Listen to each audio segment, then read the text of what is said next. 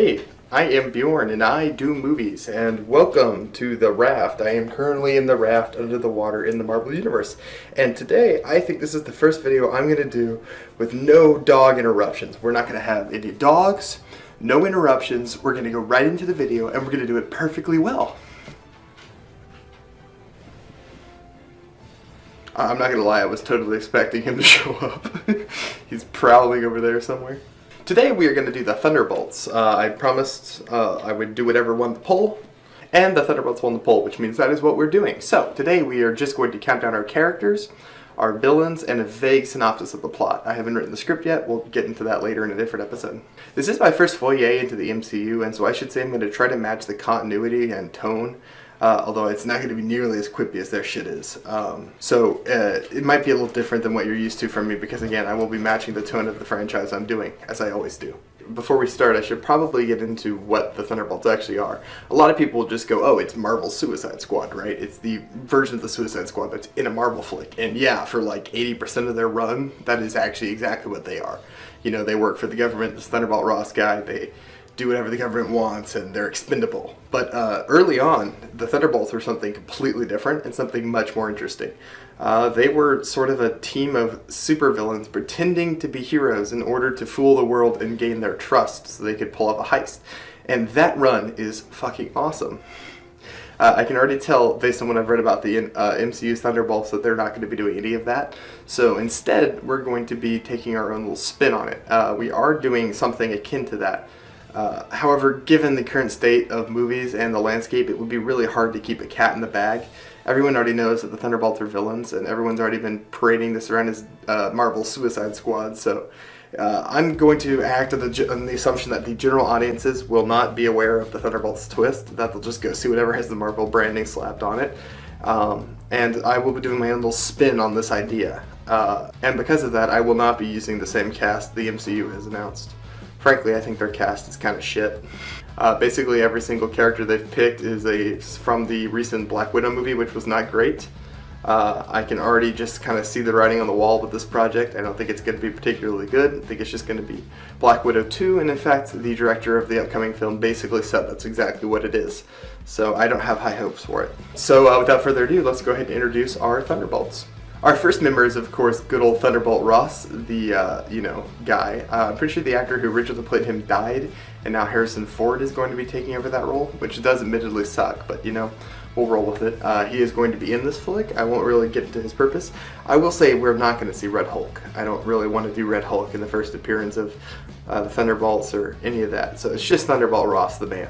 Alright, that's Thunderbolt Ross. Up next, we've got another MCU carryover, Vulture. Vulture, of course, appeared briefly in Morbius to set him up as an awesome character going forward. His appearance in Morbius really told us everything we need to know about him, but admittedly, that one appearance he had didn't give me a lot to work with. So we're going to really have to extrapolate. I really wanted to pull in Morbius for this film, but of course Jared Leto wasn't available when I reached out to him, so we're settling for the B-tier character instead. So Vulture is played by Michael Keaton. He is a man with a big bird suit. He's a criminal with the heart of gold who steals in order to provide for his family, and is exactly what we're looking for. Up next, we've got another MCU carryover. We're going to see a common trend here. That is U.S. Agent. He appeared in the wonderfully bad Falcon and the Winter Soldier, which admittedly that show did not work for me at all. I thought it was pretty bad, which is funny because I'm pulling two different things from it, including a main plot point. We'll get into that later. But overall, I thought the show was just terrible. I thought it didn't work at all, and I thought nothing about it was very good. That being said, U.S. Agent was pretty great. Everything about him really worked, and I'm not going to change anything. I think their version is just really good. For those who didn't watch the show or, have a life, U.S. Agent is a Marine, I believe, Army guy for sure, who is selected to take up Captain America's mantle after Captain America dies in Endgame. Or dies, go back in time, same difference. He is given Captain America's shield, and the audience is supposed to not like him, even though I found myself engaging with him as a much more interesting character than any of the other cast in that show. He wants to do the right thing but struggles to do it, and the super serum highlights the worst parts of him as well as the best parts of him. And in the end, after all this struggling to live up to a mantle that he was never good enough to live up to, he manages to prove himself a hero. It's actually a great little arc, and yet all I see on Twitter is how much everyone hates him. So I don't understand the hatred. I thought he was pretty great. So of course I picked him because he is a member who's appeared in several different Thunderbolts versions, and he will be in mine. Up next, we've got a original character to this film. She has not appeared previously in the MCU, which is a shame because she is a staple of the Thunderbolts, basically mandatory, which is why it baffles me to no end that they have not announced her as being a part of this new movie. That is, of course, Screaming Mimi / Songbird. She has the ability to manifest hard light, and that's really all I'm going to say about her. We're going to put a pin in her till the actual script comes out. She's a great character, easily the best part of the original Thunderbolts run, and she is, very interesting. Alright, we've got Zemo. You knew Zemo was going to be in this, although again, he is a original member of the Thunderbolts, a staple character. And in the original comic works as the main antagonist. In mine, he's going to be something else. I won't tell you what here.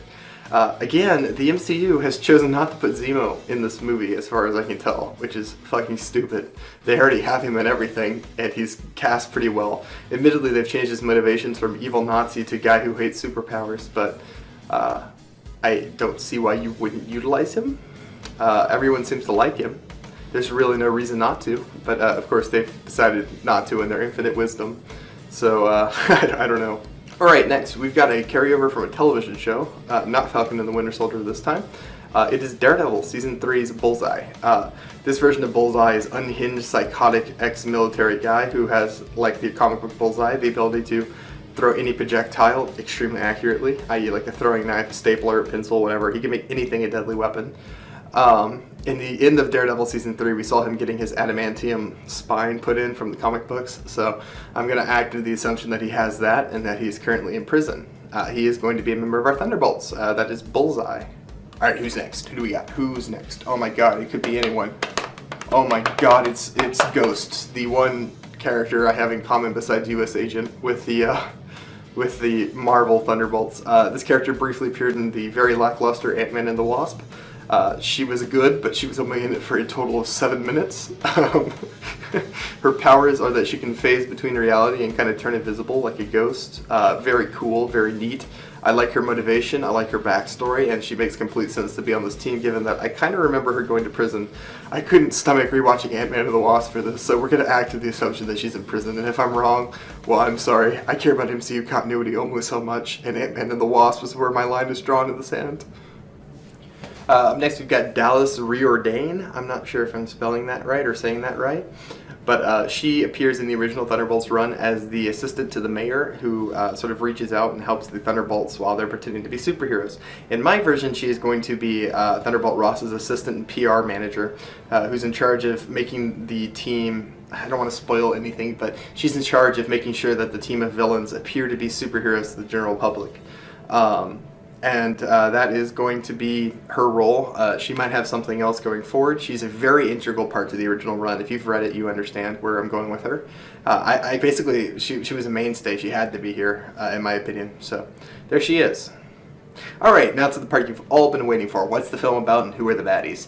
I know with most of these films you have your core set of cast, like your heroes. Yeah, they're important, but what's really important is where they're going and what the movie's actually about. So I have a couple of villains in this film, as is typical with the stuff I write. I think you need one standout villain and a couple of little villains. So our first set of villains are the Wrecking Crew. I'm going to go ahead and tell y'all this is the first bad guys the Thunderbolts are going to fight as their sort of We Exist fight at the beginning of the movie.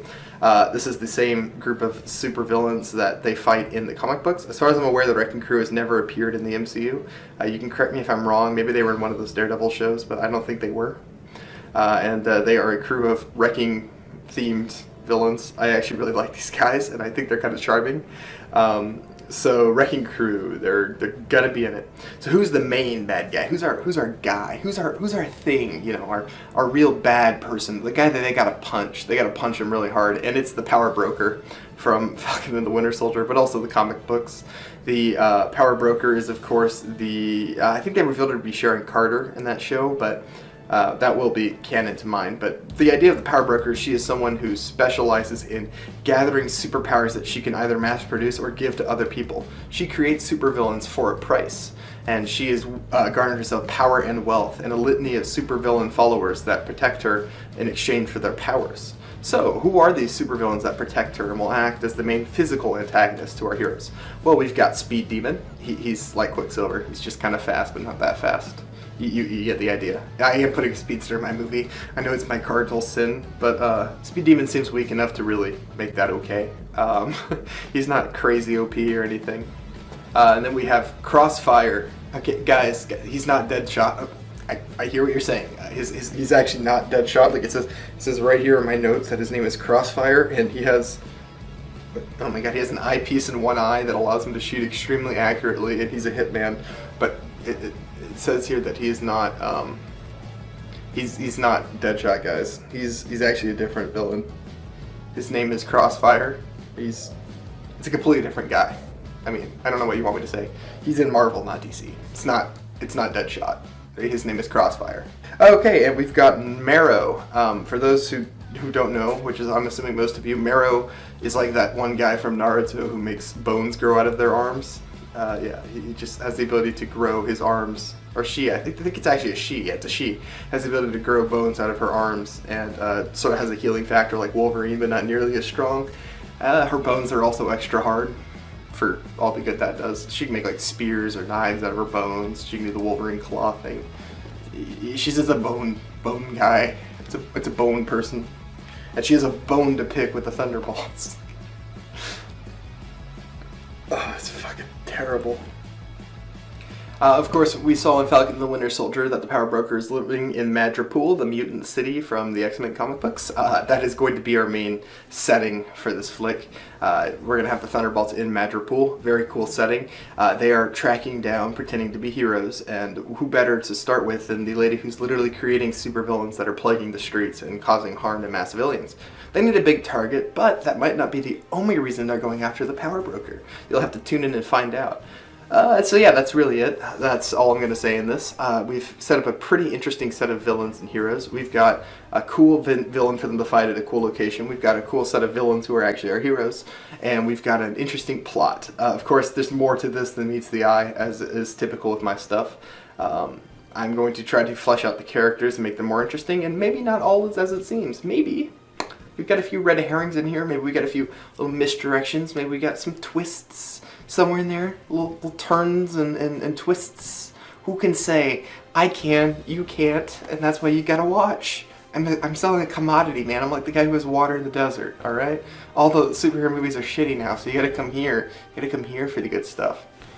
Alright, I'll have Suicide Squad out next week, I think. Like and subscribe if you enjoyed the video. There's more videos appearing everywhere. Oh my god. I'm going into my little outro thing now where the thing says watch now, subscribe now for more Thunderbolts. It's coming. There it is. Hello, I am Bjorn and welcome back to Bjorn Does Movies. As you can see, we're back at the raft in the MCU, which means we're doing the first act of Thunderbolts. I'm not going to hold you guys up too much. I do want to mention one thing. While I was writing the script, I decided to make a change, and I did remove a certain character. That character is, of course, Vulture. I know some people have mentioned wanting to remove Vulture in the comments. That's not why I did it. He was actually a holdover from a subplot that I wound up cutting. When I'm done with this series, I'll discuss what I cut and why, but I'm just letting everyone know that Vulture is no longer in this movie, and that there's a very specific reason for that, which I'll get into later. Doesn't matter. I can change what I want. You can't stop me. Alright, let's get right into it. We open on a teen sitting in a dirty prison cell alone. He looks down at his hands. Dark circles ring his eyes. A prison guard enters the room and taps on the bars of the cell. James Sanders, you've got a visitor, he says. James looks up at the man and stands. We follow him as he gets walked into a visiting room. He sits at a table and is handcuffed to his chair. A man enters and takes a seat across from him. He's wearing a nice suit and a mask that covers his face entirely. A butterfly is printed across it. The man says, "Hello." His voice is electronic. It's clearly being run through some sort of filter. James looks up and sighs. "What do you want?" The masked man says, "That depends. Do you regret it?" James asks, "Regret what?" The masked man says, "What you did." James stops and thinks for a second. No, I don't," he answers. The masked man nods. He turns to the prison guard. "I'll be taking this one. Uncuff him." James looks confused as the prison guard removes his handcuffs. He's able to stand up. He stares at the masked man, who gestures for James to follow. James says, "This is some kind of trick." And the masked man says, "No trick. Just an opportunity." James follows him. They walk out of the prison, and a nice car pulls up. The masked man and James enter, and they start to drive. James says, "You got them to let me go. Who are you?" The masked man says, "They call me the power broker." James says, "You're the power broker?" And the power broker replies, "You've heard of me. I'm flattered." James replies, "Of course I've heard of you. What do you want with me?" The power broker says, "I read your police report. You protected your mother and your sister from your own father. I find that admirable. It's the sort of thing I need. A protector." Their car pulls up to a skyscraper. The power broker says, "This is me." He steps out of the vehicle. James nervously follows him. They enter an elevator. James says, "How am I supposed to protect somebody like you?" The power broker says, "You know who I am, so clearly you haven't been paying attention." The elevator opens, and we see a laboratory. They walk past chemistry sets and scientists working in white lab coats. Lastly, we see them pass by a giant glass tank filled with a strange, slightly blue liquid. Floating in it is the body of Quicksilver from Age of Ultron. You know, the one with all the bullet holes riddling it up and down. We've seen it a couple times. The power broker gestures for James to sit in an operating chair. He says, "I don't know what you've heard about me, but I'm not a bad person. I'm not good either. I'm a businessman, somewhere in the middle. So I'm going to offer you a deal. I'll give you power, unlike anything you've ever imagined. In exchange, I want your service. You will work for me. What do you say?" James thinks about it for a second. We see him mulling it over. He says, "Can you provide money for my family? Just enough for them to eat and live?" The power broker kind of laughs and says, "Of course. As long as you work for me, they will be more than well off." James nods and says, "Then I'll do it." The power broker says, "I'm glad to hear it," and then he leaves the room. The scientists strap James to the chair. He looks around nervously. One of the scientists approaches him with a needle. It's filled with a blue serum. They inject him. He begins to flail and shake. He begins to choke and cough. He tries to scream, but it's muffled by gargling. His eyes turn blue as they open wide. The whole world seems to go in slow motion. His eyes move from side to side at normal speed as the world continues in slow motion. We cut away from him back to the power broker. He's sitting in a waiting room. One of the scientists walks in. He says, "And what are the results?" The scientist says, "This one survived. It appears Formula 83C is a success." The power broker says, "And the boy?" The scientist says, "Exhibiting the same powers as the original. To what extent we won't be sure until we conduct some testing." The power broker nods and says, "That's wonderful news. Our little investment paid off. We are going to make a lot of money."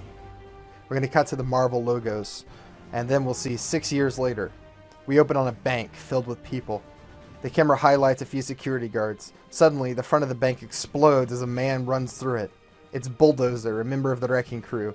Apparently we saw these guys in She-Hulk. Again, I did not watch that, but sure, we'll just go with that. I'm going to make them look like the comic book versions, though, so if that's not what they look like in She-Hulk, I literally couldn't make myself watch She-Hulk. I tried. 3 more men quickly follow him in.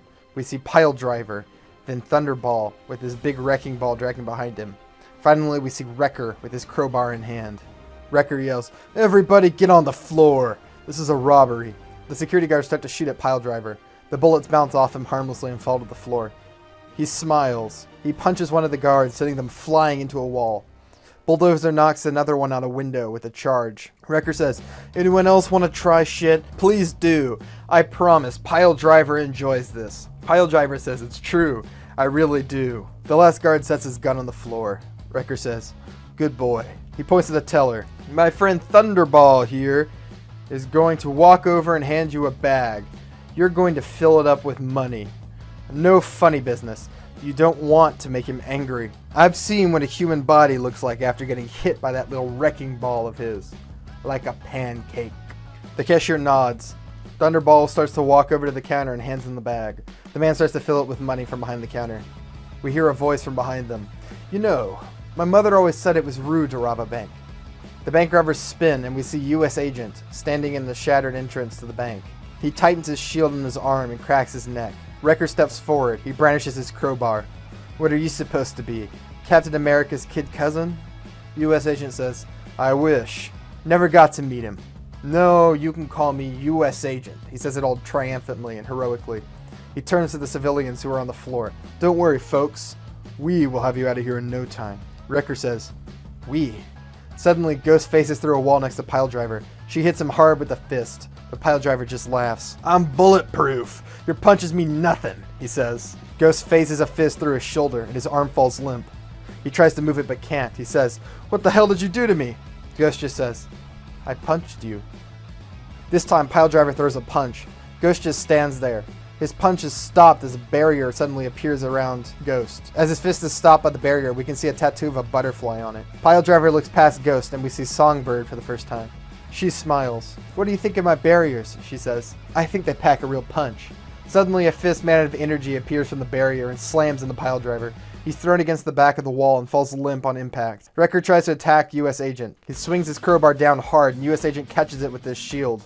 A loud metal ringing comes from the shield. The crowbar digs a giant divot through the shield, so we can clearly see it's not vibranium. U.S. Agent hits him with a kick and sends him flying.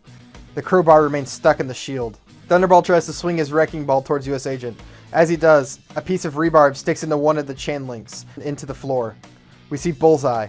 He throws 4 more pieces, each land perfectly in chain links, then stick into the floor, pinning the wrecking ball to the ground. Thunderbolt pulls tight against the wrecking ball. He struggles against the pins in the ground, then pulls it free. This time he decides to throw the wrecking ball right towards Bullseye. Just as it's about to hit, another barrier appears around Bullseye, catching the wrecking ball. We see Songbird again. She says, I've got to hand it to you. This thing must be hard to lift. A hand appears from the barrier and grabs a hold of the wrecking ball. Bullseye rolls out from underneath the barrier and throws 3 more knives, each sink into Thunderbolt's arms. Thunderbolt drops the wrecking ball and turns towards the counter of the bank. He grabs the bag of money sitting there. He tries to run for the exit, but a foot catches the bag. Thunderbolt looks up and we see Citizen V. He looks just like his classic comic book counterpart. Citizen V kicks Thunderbolt in the face, sending the brute backwards. Thunderbolt stands up and charges at Citizen V, but Citizen V draws a sword and dodges the charge. He leaves scratches across Thunderbolt's body with the sword. Thunderbolt lets out a howl of anger and tries to smash Citizen V with his fists, but Citizen V dodges him and then cuts the back of his leg, sending the giant to the ground. Citizen V finishes him with a kick to the back of the head, knocking him unconscious. We see Bulldozer is fighting Ghost. She dodges his attacks and slices him with her own sword, but he's tough. He manages to land a hit on her, catching her out of phase. She flies forward and rolls onto the ground. U.S. Agent sees and throws his shield with all of his force. He's a superhuman. When it nails Bulldozer, it leaves an impact. It lays him out. U.S. Agent shakes his head. I'm thinking you guys aren't cut out for bank robbery. I know a couple restaurants that are hiring.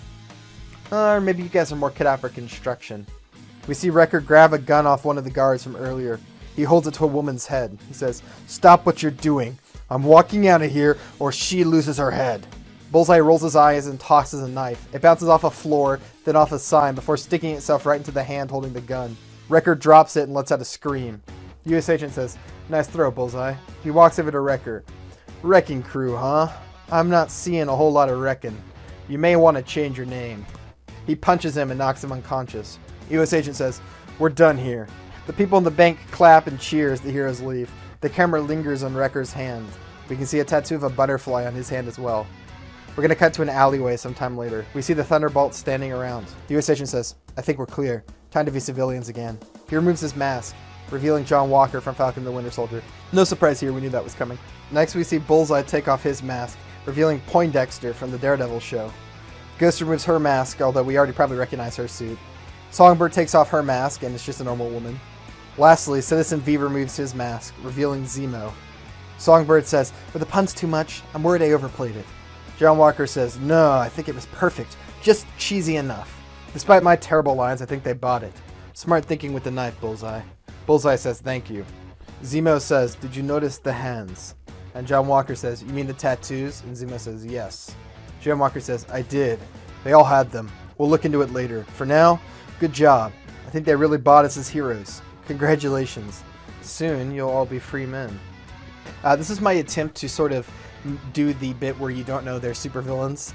It's kind of impossible, so I don't even really try. I just use it for a fun little introduction scene. We're going to cut to the raft. We see a helicopter land at the raft. A man in a nice suit exits. We see Thunderbolt Ross approach him and shake his hand on the runway. I'm going to call this guy Secretary of Defense guy. I don't want to name him, but he's just a Secretary of Defense guy. You know, standard military corpo type. He says, Thunderbolt Ross, I hope you had a good reason to drag me all the way out here. Ross says, I promise it's good. We've got something to show you. A new spin on that project I tried to pitch you a few years ago. Secretary of Defense guy says, "Oh, that again. Look, Ross, I've told you before. The U.S. government doesn't want a team of villains running around. I won't be able to pitch it to anyone." Ross says, "You haven't heard the pitch yet. How could you know?" And the Secretary of Defense guy says, "I don't need to, Ross. We can't have criminals running wild in the streets." Suddenly, Dallas Rewardane meets the two in the hall. She's carrying an iPad. She says, "Who says they're criminals? We rebrand them, give them secret identities. The world doesn't even have to know they're convicts. As far as anyone's concerned, they're just the new team of superheroes on the block." Secretary of Defense guy nods as if thinking it over. "Now that's an interesting idea. Who might you be?" Ross says, "She's Dallas Rewardane, my assistant." Secretary of Defense guy nods and says, "All right, Ross, let's get this over with. Who are these criminals you have in mind?" Ross says, "I'll show you." Dallas hands the man an iPad. Ross says, "For the leader, we've tapped John Walker." Secretary of Defense guy says, "The new Captain America?" Ross says, "The very same. He's military and loyal to the United States. He's also not really a criminal, so it should help to rein in the others." Dallas says, "He's also good for PR. Once we restore his image a little, the guy can be a Boy Scout again. People love soldiers." Ross says, "Which is why we also picked Benjamin Poindexter, ex-Army Ranger. He was an FBI agent as well before he went off the straight and narrow. After that, he worked as an enforcer for Kingpin. He's proficient with nearly every ranged weapon on the planet and is aimed better than any man I've ever seen." Secretary of Defense guy says, "I'm not seeing much super about these heroes. Just military men." Ross says, "Then how about Melissa Gold? Or, as she's more commonly known, Screaming Mimi. She's a superhuman with the ability to control and amplify light and sound waves. She robbed a series of banks with an accomplice before upgrading to murder. She killed 7 people in a robbery gone wrong. Scrambled their brains with just the raw power of her voice." Secretary of Defense guy says, "Jesus, are you sure about this one?" Dallas chimes in and says, "We wanted a good mix of men and women on the team. It helps with public image. She's one of the better options, not to mention she's got a superpower, which is why we picked Ava Starr. She used to do assassination work for the CIA before being picked up by police in California for kidnapping. She's got the ability to phase through physical objects, not to mention she's ruthlessly deadly in combat." Secretary of Defense guy says, "I'm familiar. She did good work back in the day." Ross says, "She did. Our last candidate is Helmut Zemo. I'm pitching him as the brains behind the operation, though he does have some skill in combat." Secretary of Defense says, "I still don't understand how you make them superheroes." Dallas says, "I can explain that. We give them silly names. For example, we make Poindexter here the Bullseye. Melissa becomes Songbird. Zemo is Citizen V. Ava is the Ghost. It's all pretty straightforward. After that, all we have to do is give them some flashy costumes. No one's going to even notice that Melissa Gold, the murdering bank robber, is actually the superhero saving her cat." Secretary of Defense guy says, "So what's in this for us? Are we just going to fund this out of the goodness of our heart?" Ross says, "Hell no. You and the United States government will make a deal with them. As long as they act as heroes and do good in public eye, they're free. And when the time comes, they'll help us with our needs. Think of it as a team of superheroes entirely under U.S. government control, with built-in plausible deniability of them being public supers with nothing to connect them to us. It's the Department of Defense's wet dream. That I know you can pitch."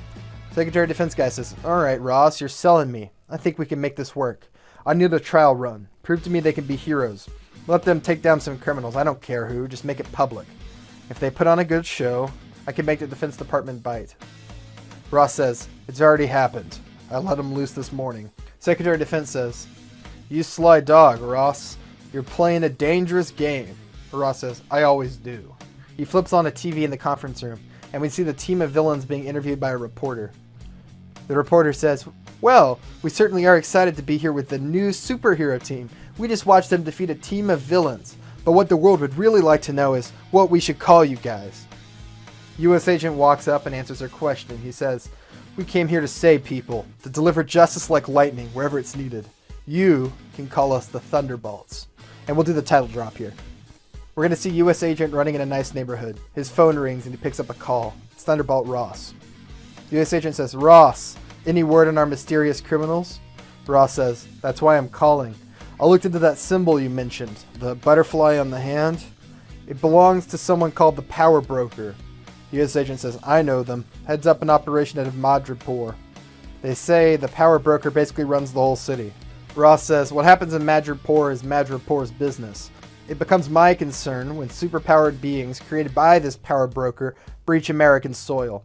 Luckily for us, it seems that the Thunderbolts and the U.S. government have a mission that aligns. U.S. agent says, you want us to deploy to Madripoor?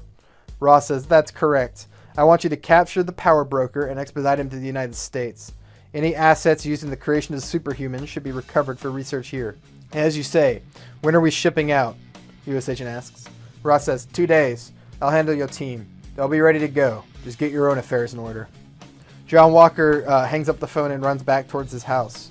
He walks in through the front door, and we see his wife in the kitchen. She's like chopping carrots or something. I don't know, something stereotypical. She says, how was your run? John Walker says, it was good. I got the call. His wife says, how long?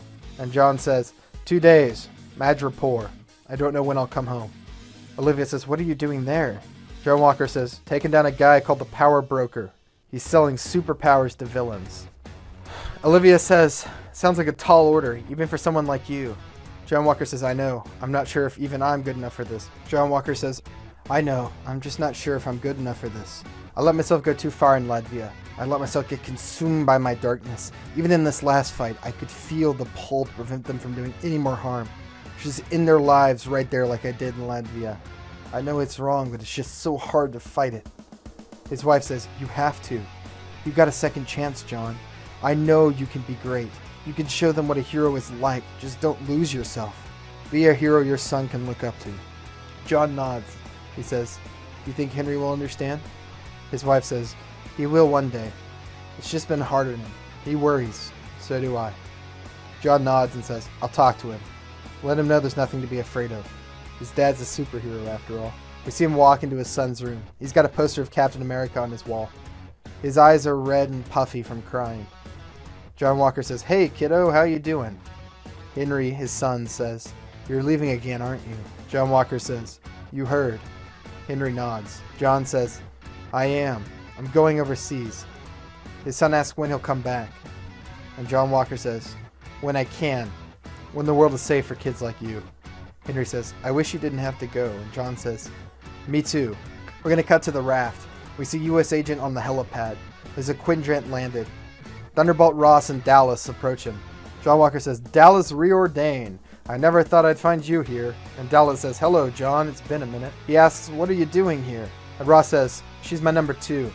She'll be joining you in Madripoor. John Walker says, really? I'll be lucky to have you. I've seen what she can do up close and personal. Ross says, here, this is for you, Walker. Call it a gift. Ross hands U.S. agent a shield. It's designed like Captain America's, but with a darker paint job. U.S. agent feels it and swings it a few times. He looks up and says, this is vibranium. Where did you get this? Ross says, I pulled a few strings, called in some favors. This mission has to go well. I have a lot riding on the Thunderbolts. U.S. agent says, I won't let you down. I don't think the team will either. I have some level of faith in them. Ross says, be careful not to have too much. They're just criminals at the end of the day. They'll stab you in the back for even the glint of freedom. U.S. agent nods. He and Dallas board the Quinjet. It takes off, and we see the entire group of Thunderbolts sitting on the plane. Songbird is gripping her chair tightly and shaking. She says, I've never really flown before. Truth is, I'm terrified of heights. U.S. agent says, you get used to it. Zemo kind of chuckles to himself and smiles. He says, that's a bit funny. And Songbird says, what? And Zemo says, they call you Songbird, but you are afraid to fly. It's ironic. Songbird says, I didn't pick the name. Zemo says, it doesn't matter. Yours is better than mine. Citizen V. What does that even mean? Bullseye says, I like mine. It's accurate because I always hit the bullseye. Watch. He flicks a peanut. This is a reference to the terrible Daredevil movie where he flicks a peanut at someone on an airplane. I just had them on an airplane and couldn't avoid this. He flicks a peanut and it lands off the side of the airplane and then heads right into Ghost. It passes right through her as she phases. She turns and looks over at them. She stares daggers at Bullseye. He just shrugs and tries to change the subject. He says, I'm not so big on this whole hero thing though. Seems like a bunch of bullshit to me. I've got things I need to do, and they don't involve playing goody two-shoes. Dallas says, play the part or go back to prison. It's your choice. Bullseye says, fine. But if we have to keep up this charade, how about we take down Wilson Fisk? He's a criminal, and we're superheroes, he says with air quotes. U.S. agent says, we can add him to the list, but we have a mission to focus on first. Ghost asks, and what is this mission? Dallas says, "You're gonna take down a criminal empire led by someone called the Power Broker." Songbird says, "We're taking down a crime boss? You know, this is our first big mission, right?" Dallas says, "We believe you're more than prepared to handle the task." Bullseye says, "Are you? If you're coming with us, you can't expect us to keep you safe the whole time." Dallas says, "I'm ex-military, Mr. Poindexter. Like you. I have the proper training and then some." The U.S. agent says, "I can attest to that. We served together in Afghanistan. She has a higher kill count than I do." Zemo says, "This Power Broker, are we allowed to kill him?" Dallas says, "It is an option, but we'd prefer to take him in alive. He has secrets that could be useful to the United States. Beyond that, you're supposed to be superheroes. Heroes don't kill, especially not publicly." U.S. agent says, "That goes for any samples too. This guy manufactures superhumans. It would be to our advantage to take any secrets he has with us." Dallas says, "Exactly. The Power Broker is an extremely valuable target." Zemo says, "As you say." He turns and stares out the window, but we can see that he's clenching his fist. We're going to cut to Madripoor. We see the Thunderbolts in an SUV being driven by Dallas. Songbird looks out the window. We hear the song Play the Game by Magnolia Grove play. And side note, this song is awesome, and it's by another band I'd like to highlight. This band is criminally underrated. My brother discovered them and showed them to me. And they have like literally no views on YouTube. I think they're like at 9 views on this particular song. And it's really great. I recommend going through and listening to this album when you're done with this video if you need something to listen to while you study or whatever. This album is really good. It's got a lot of variety on it. It's just, I saw the views on it and it was like, I just want to give them a shout out because it's really good stuff. With my, few subs, I figure I'll throw them their way. So go check them out. Anyway, the song plays as we see the SUV. Songbird looks out the window. She says, "I've never left the United States. The city is kind of beautiful. It's unlike anything I've ever seen." Bullseye says, "Is there anything you have done? I guess the songbird grew up in a cage." The U.S. agent says, "That's enough, Poindexter. We're supposed to be a team. I won't have anyone acting like a dick. That goes for all of you." They pull up to a house, and Dallas says, "This is the safe house.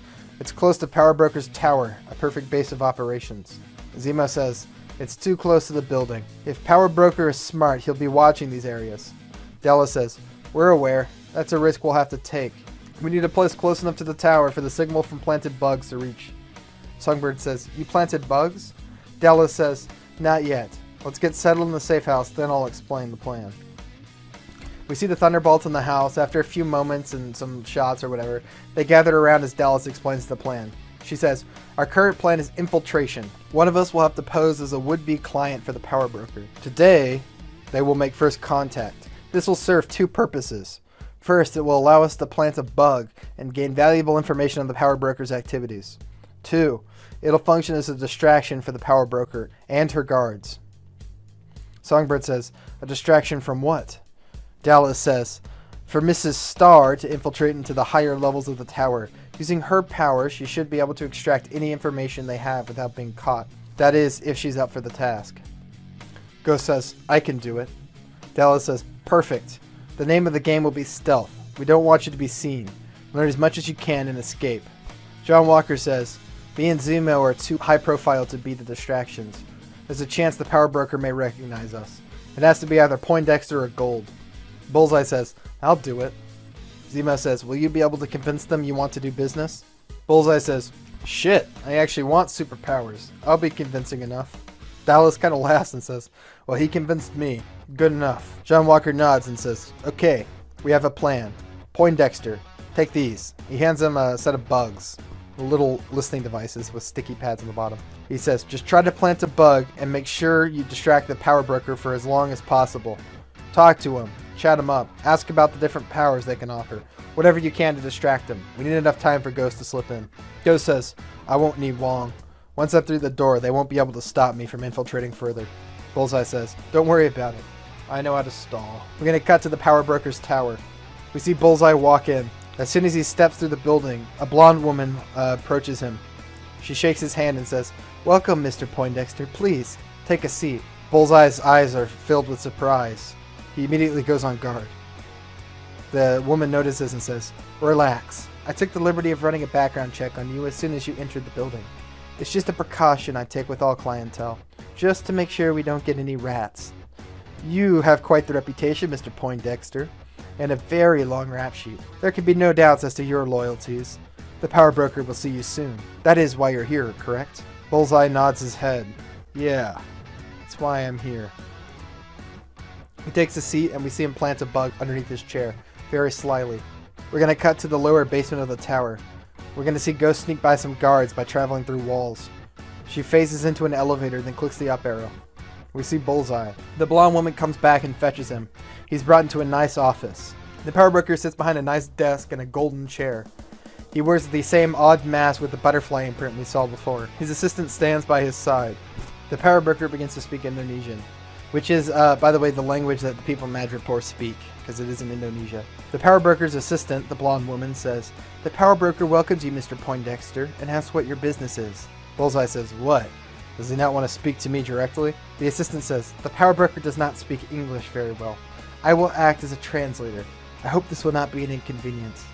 From here on out, whenever I say the power broker's dialogue, just know it's coming through the assistant as she translates for him. Power broker says, "I would guess you want to become a superhuman.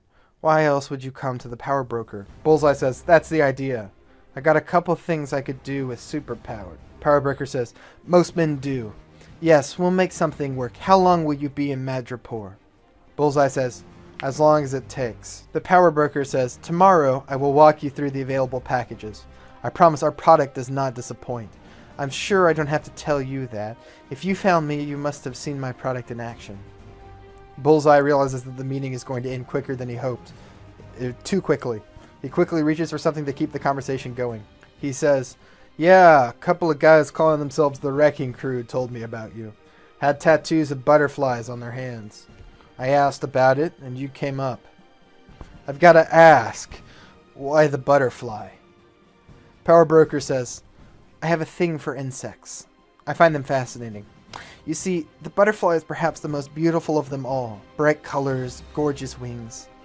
Yet it starts as a measly caterpillar. Once it undergoes metamorphosis, it becomes something better, something impressive. I sell metamorphosis for men. I make them something better." To me, the butterfly seemed fitting. Could there be a better analogy for what we do? I look forward to doing business with you, Mr. Poindexter. "Yeah," Bullseye says, "so do I. Should I just meet here tomorrow?" Power broker laughs and says, "Oh no, my associates will find you. Have a good day, Mr. Poindexter. Our meeting is concluded." Bullseye gets up and leaves the room. We see Bullseye leave the tower as he's escorted by a guard. We hover in the door for a moment and then see Power broker's assistant leave the room. She picks up a cell phone and makes a call. She says, "The power broker needs you," and then hangs up the phone and slides it back into her pocket. She waits there for only a few moments when we see Speed Demon appear in a burst of speed. It's the same kid we saw from the opening of the movie getting his powers. She says, "There's a man about to leave this building. The power broker wants you to follow him back. If you see anything suspicious, eliminate everybody involved." Speed Demon says, "As you say." He zooms off and we're going to follow him as he speeds through the tower onto the street. We're going to begin to hear the song "I Ran" by A Flock of Seagulls play. Seems fitting. He quickly spots Bullseye getting into the car. He follows the car easily. The camera follows behind Speed Demon as he speeds around the neon city, past all the crime-ridden streets and the strange shops. The world moves by him in mild slow motion. People still move, but not nearly as quickly as before. Sort of imagine, like the Quicksilver guy in X-Men, but this guy is much slower than him. People could still hit this guy, It's closer to Quicksilver in Age of Ultron speed, which would make sense. The car reaches the safe house. It lets Bullseye and Dallas reordain out. They walk into the safe house. Speed Demon positions himself beneath a window and listens. U.S. agent says, "How'd it go?" Bullseye says, "He knows my real name, but I don't think he suspected a thing. It went perfectly. I'm pretty sure ghosts slipped by unnoticed." Dallas asks, "And what'd you see inside?" The conversation continues, but we don't hear. Speed Demon puts his head in his hands. He begins to talk to himself. "Maybe I can just scare them off. No, that's stupid. She'd know. Maybe I can finally just run away." He realizes that's a dumb train of thought and says, No, I'm not ready yet. Oh, I've got to kill them. All right." The song "I Ran" picks back up. Speed Demon stands and shakes his arms as if he's getting ready. He speeds into the room, blowing through the door. We see Zemo turn in slow motion, reacting to the door opening. Speed Demon punches him in the face. We see Zemo start to crumple. Bullseye pulls out a knife and throws it in slow motion. Speed Demon runs forward, dodging the knife. He goes right for Bullseye. He's about to punch him when one of Songbird's barriers appears. Speed Demon skids around it, going to the backside that hasn't formed yet. He crumples Bullseye with a punch to the gut. He runs forward towards US Agent. He throws a punch at US Agent, but he manages to get his shield up in time to block. Speed Demon sees it's like Captain America's shield. He stops in the middle of the room and makes a timeout gesture. He says in English, "Whoa, whoa, whoa, timeout." Bullseye throws another knife from where he's laying on the floor. Speed Demon catches it out of the air. "Dude, timeout. Are you guys superheroes?" The Thunderbolts that are still conscious look at each other awkwardly. Songbird says, "Yeah, we are." Speed Demon says, "Really? Oh, that's awesome. I don't have to kill you. Wait, are you guys here to take down the Power Broker?" Bullseye says, "That depends. Who the hell are you?" He says, I'm Speed Demon. I'll take that silence as a yes to my question. I could totally help you guys bring him down." US Agent says, "You want to help us?" Speed Demon says, "Oh, of course. I've always wanted to be a superhero. You guys let me join you and I'll help you take down this whole operation." Dallas says, "You know how to do that?" Speed Demon says, "Big time. I've been working for him for 6 years. I can tell you your plan to get to him by requesting powers isn't going to work. He's too careful. You're going to have to go on the offensive. Attack him with force." US Agent says, "If you really work for the Power Broker, why do you want to help us?" Speed Demon says, "The Power Broker, well, he's a bad dude. Like, real bad. I've seen him do some messed up stuff. The powers he's given out are dangerous. I would know." He shows the tattoo of a butterfly on his hand. It's only a matter of time before he gives powers to someone who's too dangerous. I don't want to see that happen. US Agent says, "Your proposal is interesting. Could you give us a moment to talk about it?" Speed Demon says, "Oh yeah, of course, big decision, I get it. I'll go pick up some food. You guys like noodles?" Ugh, who am I kidding? Of course you do. Superheroes. So cool. He vanishes out of the room in a burst of speed, and Songbird breaks out laughing. They all turn to look at her and she says, "I'm sorry. It was kind of funny." Dallas says, "Well, that funny guy just blew our cover with the Power Broker. He's going to tell everything." We see Zemo getting up off the floor and wiping his mouth free of blood. He says, "The kid packs a punch, and I'm not sure he's lying. I think he's telling us the truth. His motives are understandable." Dallas says, "You didn't strike me as the gullible type, Zemo. This is clearly a trap set by the Power Broker. How does he know about us already?"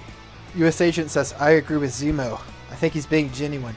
I've dealt with a lot of liars in my time, and I don't think he's one of them. Kid was too stupid in earnest."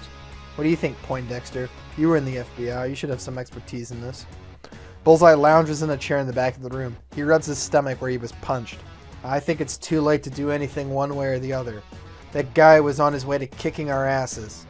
I guess you should hope Ghost finds what she's looking for, or that the kid is genuine." We're going to cut to the Power Broker's tower. We see Ghost phase into a lab. They have samples of bone propped into a variety of tanks and displays. Some are in unnatural shapes like claws. Ghost quietly moves forward until she finds a computer. She starts to head for it when we hear a voice. A scientist says, "Who are you?" Ghost looks over at the man. He's young, maybe 30. He stands on the other side of a counter from her. He looks over at a panic button on the wall. He goes for it. Ghost phases through the counter and stabs him with her sword. We see him fall to the floor in a pool of blood. Ghost stares at the body for a moment. She turns the head back to the computer when she sees a mirage of herself. It vibrates like she does when she's phasing. The Phantom says, "I thought you left this behind." Ghost says, "Shut up." The Phantom says, "You're just a killer. You are no better than a common murderer." Ghost says, "I said shut up." She sticks her sword through the Phantom. It vanishes. She shakes her head clear, then logs onto a computer. She uses the dead scientist's ID she picks up off his body, and is able to access the internal files. They're all named after insects. We see projects named Scorpion, Orb Weaver, Dragonfly, Black Widow, Rhinoceros Beetle, Antlion, and lastly Tarantula. She clicks on the file labeled Scorpion, and we see schematics for the Scorpion suit from the Spider-Man comic books. She backs out and clicks on Orb Weaver. We see schematics for some sort of helmet. It flashes words like reactive combat capabilities, heightened reflexes. Ghost looks up from the computer and checks the room to make sure everything's still okay. There's no one around and she hasn't been spotted yet. She backs away from the previous file and clicks on Rhinoceros Beetle. It's labeled Failure. We see photographs of a soda bottle and a gel container. Text below it says, "Blood sample received from bottle yielded inconclusive results after analyzation and formulation. Human test subjects concluded as failures." She looks confused and backs out, trying to select Black Widow. Suddenly she's logged out of the system. Text pops up that says, "Access is revoked." Ghost looks up. Men are beginning to surround the lab. They're coming in through the glass doors. Ghost crouches and phases through the floor. She lands on the floor below. Her phantom is waiting for her. You're better off dead, it says. You already lost your mind, and now you're losing your soul. Ghost walks right through the mirage and it dissipates. It reappears in front of her. You got seen. You used to be better at this. Ghost just says, why won't you leave me alone? The phantom says, I'm you, so I guess look inward. Ghost notices a refrigerator containing vials of serum. She snags one, then runs through the window, phasing through it. She phases through the wall of the adjacent building and lands on the floor. Two people inside the office building look at her with confusion. She crouches down and phases through the floor until she's on the ground level. She exits the building and slips into the crowd of people outside. We're going to cut back to the safe room. We're going to hear a knock at the door. U.S. agent opens it and Speed Demon blasts in. He's carrying bags of food. This is from an awesome little place on the other side of town. You guys are going to love it, he says. U.S. agent says, thanks. Speed Demon says, so, what'd you decide? I wasn't going to ask, but you guys were taking too long to tell me. Songbird says, you just walked in. And Speed Demon says, and? U.S. agent says, look, Mr. Speed Demon. U.S. agent says, Speed Demon, we'll let you join us. We're going to put our trust in you. You wanted to be a superhero? Then welcome to the Thunderbolts. Bullseye sarcastically claps in the back of the room. Speed Demon says, okay, that's awesome. Superhero. Awesome. You guys eat, and I'll tell you everything I know. Which is a lot, by the way. I've been doing this for a long time. We see Ghost slip through the wall behind Speed Demon. She slides her sword up to his neck. Speed Demon holds his hands up. Whoa! U.S. agent says, relax, Ghost. Ghost says, he's one of Power Broker's. I saw him in the tower. Songbird says, we know. He's offering to help us. Ghost grunts and pulls her sword away from Speed Demon's neck. Now that everyone's calm, let's eat. And then we got a lot to talk about. Let's try not to kill each other. And that's where I'm going to end part 1. So this is mostly just the setup, the first act, getting used to our characters, what their mission is. Things are going to really pop off in the second act, and then really, really pop off in the third act. So I'll go ahead and go into the outro now. I hope you all enjoyed. Looks like we're going to finally make it through a video without a dog interruption. Okay. He literally timed that. This animal was not in this room before I started. You proud of yourself? You ruined every video! You ruined every video! Oh my god. Stepped on my balls.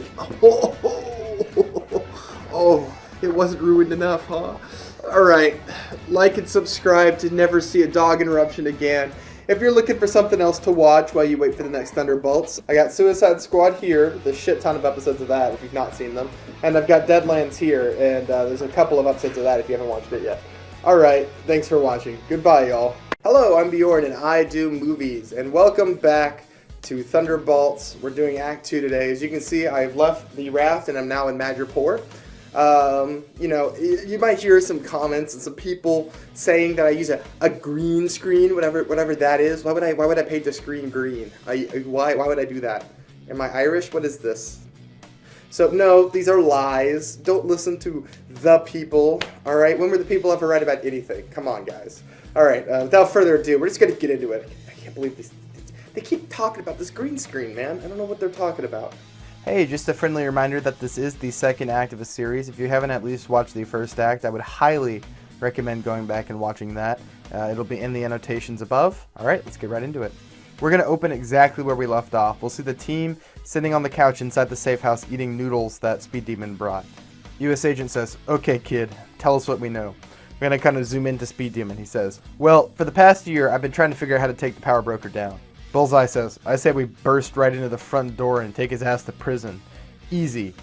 Zemo sarcastically says, won't work. Speed Demon says, yeah, the guy wearing the American flag is right. Cool costume, by the way. You could try brute force, but the problem is the Power Broker has too many friends in Madripoor. You would barely make it through the front door before half the city came knocking. The whole Power Broker thing is really more of a hobby for him. His real money comes from drugs, guns, and gambling, as well as some human trafficking. That's also where his resources are. You want to take him down? You've got to take down his empire first. Dallas says, what about the superpowers? Are we supposed to take down his empire when he has a bunch of superpowered thugs like you running around? Speed Demon says, first off, rude. Second off, I'm special. My formula was kind of a bust. None ever worked on me. If you mean other supers and what's not like me, well, there's about 8 of them. Most of them are in it for the money. When the money goes, it's just going to be 2 that you really have to look out for. Morrow and Crossfire. U.S. agent says, Morrow and Crossfire is a question. Speed Demon says, sorry, I don't know their real names. Morrow is able to manipulate her own bone structure. Power Booker created the ability with samples she received from some defunct 80s government project. Don't know more than that. The other guy we call Crossfire. He's cybernetically enhanced sharpshooter. I've seen him take the head off a man from 1.5 miles away. The guy never misses. We're going to hear Bullseye kind of snort. Look, they're both fanatics and completely loyal. I thought about this too, though. If you want to find them, just cause trouble for the Power Broker. They'll show. Ghost says, what do you know about this? She holds up the bottle of serum. Speed Demon asks, how's it labeled? Ghost says, Project Antlion VT4. Speed Demon says, yeah, I got info on that one. Hold on, give me a sec. I'll be right back. He zooms out the door with his super speed. U.S. agent turns to Dallas. He says, I'm starting to think we may be outgunned. Dallas says, we've been outgunned before. U.S. agent says, never like this. Songbird says, how are we even supposed to begin to take someone like this down? I mean, the guy could just print superpowered guards whenever he wants. Dallas says, that guy says Power Broker only has 2 we really need to worry about. Maybe there's more to these powers than we know. Zemo says, I was just thinking the same thing. I think it's less to do with the powers and more to do with the broker. You can't stay in power if there's tons of people who can overthrow you running around outside of your control. Seems to me it would be too dangerous to give too many people powers. Speed Demon runs back through the door. He's got a crumpled piece of paper in his hand. He says, so, last couple of months, I've been taking information from the Power Broker's computer files. This formula was reverse engineered from the blood of some super soldier in the US.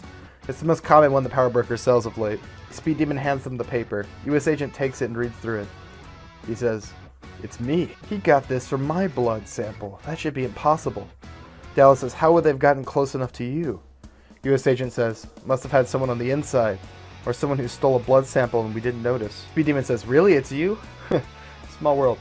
Look, none of this really matters. If you want to take down the Power Broker, you've got to cripple his supply chain. I've been making lists, watching all the things he does. I know all his sources of income, and I know how to shut them down. I'm thinking you can kill 2 birds with 1 stone. US agent says, how's that? Speed Demon says, you guys are the superheroes. We divide and conquer. Each one of us hits a different spot. If we all knock out a major source of income at once, we'll really put the squeeze on him. His more wishy-washy allies won't come to back him if we attack the tower. And, if we do it right, we'll bait out Marrow and Crossfire. All his chess pieces will be off the board before the fight even begins. Zemo says, we don't even need to hit the tower with a direct attack. We hit all the targets until Marrow and Crossfire show up, just like you suggest. After that, the Thunderbolts who aren't fighting sneak into the tower. There'll be so much chaos we can take the Power Broker without anyone even realizing what's happening. Speed Demon nods his head as he thinks about it. Yeah, I like it. Dallas says, it could work. Where do we hit? Speed Demon says, I'll need a map. We see Dallas pull one from her bag. She lays it out over the table, scooting the noodles aside. Speed Demon circles places on the map. Here, it's a supermarket used as a drug front. You'd be shocked how much money it pulls in, and it's filled with armed guys. Bullseye says, supermarket drug lab. I'll take that one. Speed Demon says, classy. This one's a disco club. It's a front for a human trafficking organization. It's going to be damn near impossible to infiltrate. They got snipers on the roof and guards checking everyone who enters. Ghost says, I can do it. It'll be easy for me. Speed Demon says, well, you did sneak up on me, so, sure. Here, headquarters for gun manufacturer. It's a full-on factory for rifles and bullets. You take this down, you'll have no more firearms flowing to the Power Broker's army. U.S. agent says, I'll take this one. Could use some bullets to try out the new shield. Dallas says, and I'll go with you. Speed Demon says, then there's this spot here. This is where he's loading up ships full of illegal goods. He ships them out to parts of Asia and the U.S. Usually there's a small detail of guards. Zemo says, and I'll take that one. Speed Demon says, alright, lastly, me and Miss Forcefield here, what was your name? Songbird says, Songbird. Because, nice name. Me and Songbird will take down the Southside Drug operation here. He points at the map. Make sure to make as much noise as possible. We want to bait out the Power Broker. For my plan to work, we have to all do this. We need all her followers out of hiding. Bullseye says, no problems there. I'm very good at making a scene. U.S. agent says, we'll start tomorrow. Everyone get some rest. Big day tomorrow. We're going to cut to evening inside the safe house. We see Songbird sleeping in the bed. The camera moves through the room until we're in the hall. We see Bullseye walking down the hall. He walks into the kitchen and opens up the fridge. We can see the vial of serum that Ghost recovered. Bullseye reaches for it. We hear a voice. That is not yours to take. Bullseye turns around and finds Zemo sitting in a chair. Bullseye says, and you're going to stop me from taking it? Zemo says, I will if you make me. You do not want to make me do that. Bullseye says, I need this. You don't understand. Zemo says, you do not need it. Powers are for weak men, and you are not a weak man. Bullseye says, oh, but I am. Men like us are goldfish in a pond full of sharks. Powers are a nice set of sharp teeth. Haven't you ever thought about what you could do with them?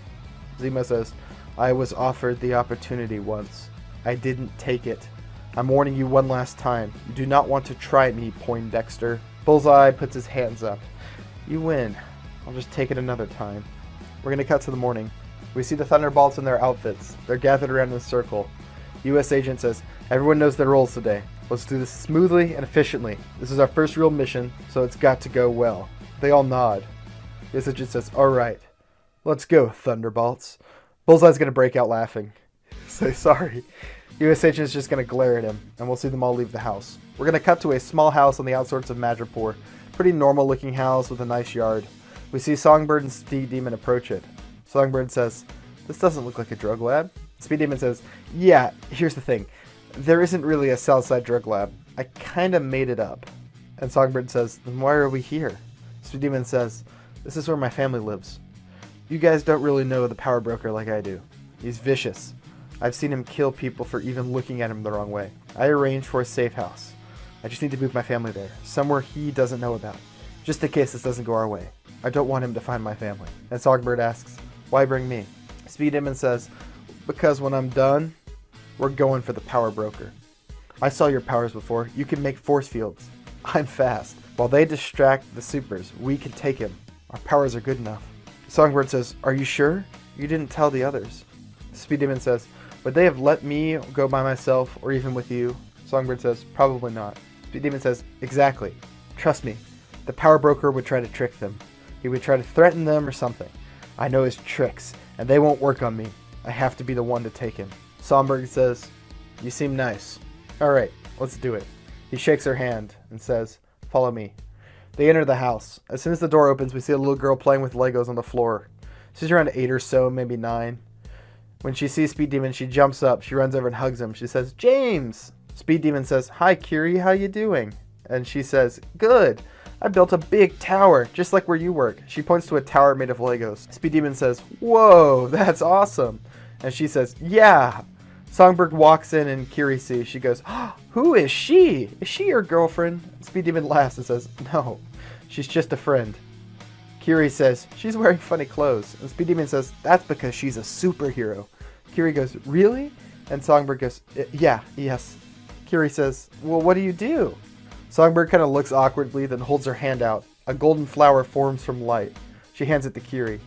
Kiri says, what did you make this out of? And Songbird says, light. Kiri says, wow.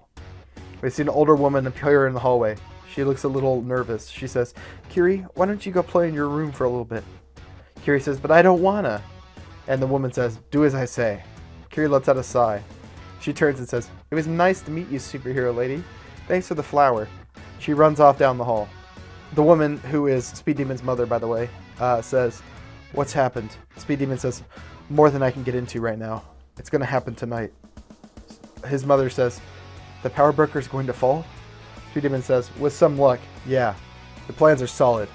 I need you to take Kiri and go to our place. Wear disguises and don't get followed. You know the drill. His mother says, are you going to be safe? Speed Demon says, of course. I've got some new friends that are going to help us. His mother nods her head nervously and says, okay, but don't get hurt. I couldn't take it. Speed Demon says, I won't. I'm going to win. We're going to cut to a nightclub. We see Ghost moving through a neon alley. She reaches the outskirts of the club she's come to hit. She phases past a set of snipers who miss her with their scopes and reaches the back of the club. She phases through the walls. She finds herself in a room full of caged and chained up children. They're dirty and clearly from different places. They're ranging in ages from 6 to 12. Ghost begins to vibrate. Her mirage appears beside her like it did in the last episode. She says, they're children. The mirage says, human trafficking. The men who did this deserve to die. They don't deserve our mercy. Ghost says, yeah, I was just thinking that. The mirage says, then do what we do best. Ghost draws her sword and heads for the main building. We're going to cut to Bullseye. He enters the grocery store in full costume. He walks around the store grabbing things and putting them into his cart. He grabs a couple knives, a couple of bottles of champagne, a package of matches. He heads to the counter and the checkout lady looks at him and starts to scan his stuff. He smiles at her very sarcastically and says, "You know, I thought the costume would be enough. I guess not. I'm gonna need to speak to your manager. Tell them I'm here to shut down their little operation downstairs." He gestures down.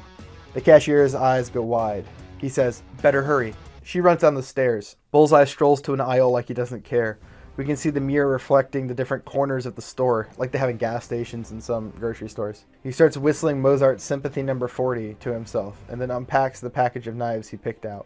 Through the mirror, we see men exiting the basement. They're tattooed and armed with guns. The song he's whistling turns into the score, so the Sympathy No. 40 starts playing. It's on the playlist. Bullseye tosses one of his knives up into the air and catches it on the end of the blade. He holds it up in position to throw. He waits for one of the armed men to turn the corner. He throws the knife straight into the man's chest. He quickly pulls out another knife and throws it against the wall. It bounces off and catches the man hiding around the corner, killing him. Bullseye moves to an aisle over. He lays flat in his chest and stares under the aisle shelves. A man runs into the aisle he was just at, looking for him. Bullseye sees his feet pass and throws a knife into the foot. We hear a scream. Bullseye laughs to himself, then picks himself up off the floor. He takes out his bottle of champagne and shakes it up a bunch. He moves around the corner and walks up to the man laying on the floor with a knife in his leg. He pops the cork of the champagne bottle right into the man's forehead, knocking him unconscious. Bullseye takes a gulp of the champagne before throwing the bottle at the man running around the corner. It explodes on contact with his face and knocks him out. Bullseye laughs again. One final man turns the corner and Bullseye bounces the knife off the floor and up into his chin. Obviously, this is a PG-13 movie, so we won't really see this in any detail, but just enough so that the audience can kind of get the idea of what's happened. Bullseye makes his way down the stairs. We're going to cut back to Ghost. She enters the main part of the club. It's a retro disco dance floor. Multicolored lights are shining all around the dance floor. Armed men are scattered around the room, drinking or looking around. They don't seem to notice her. We hear the song I Just Want to Celebrate by Rare Earth playing. Ghost stabs the first man in the back. The other guards see her and begin to shoot at her. Ghost phases until she reaches the second man. She slices his leg, sending him to one knee, then uses his body as a meat shield for the other bullets. Bullets slam into the body, but don't pass into her. She phases through the body and stabs a man right in front of it, killing him. She makes her way to the next guard, who pulls out a knife.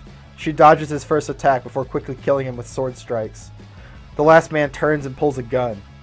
He looks for her, but she's vanished. He looks from side to side while breathing heavily, but she isn't there.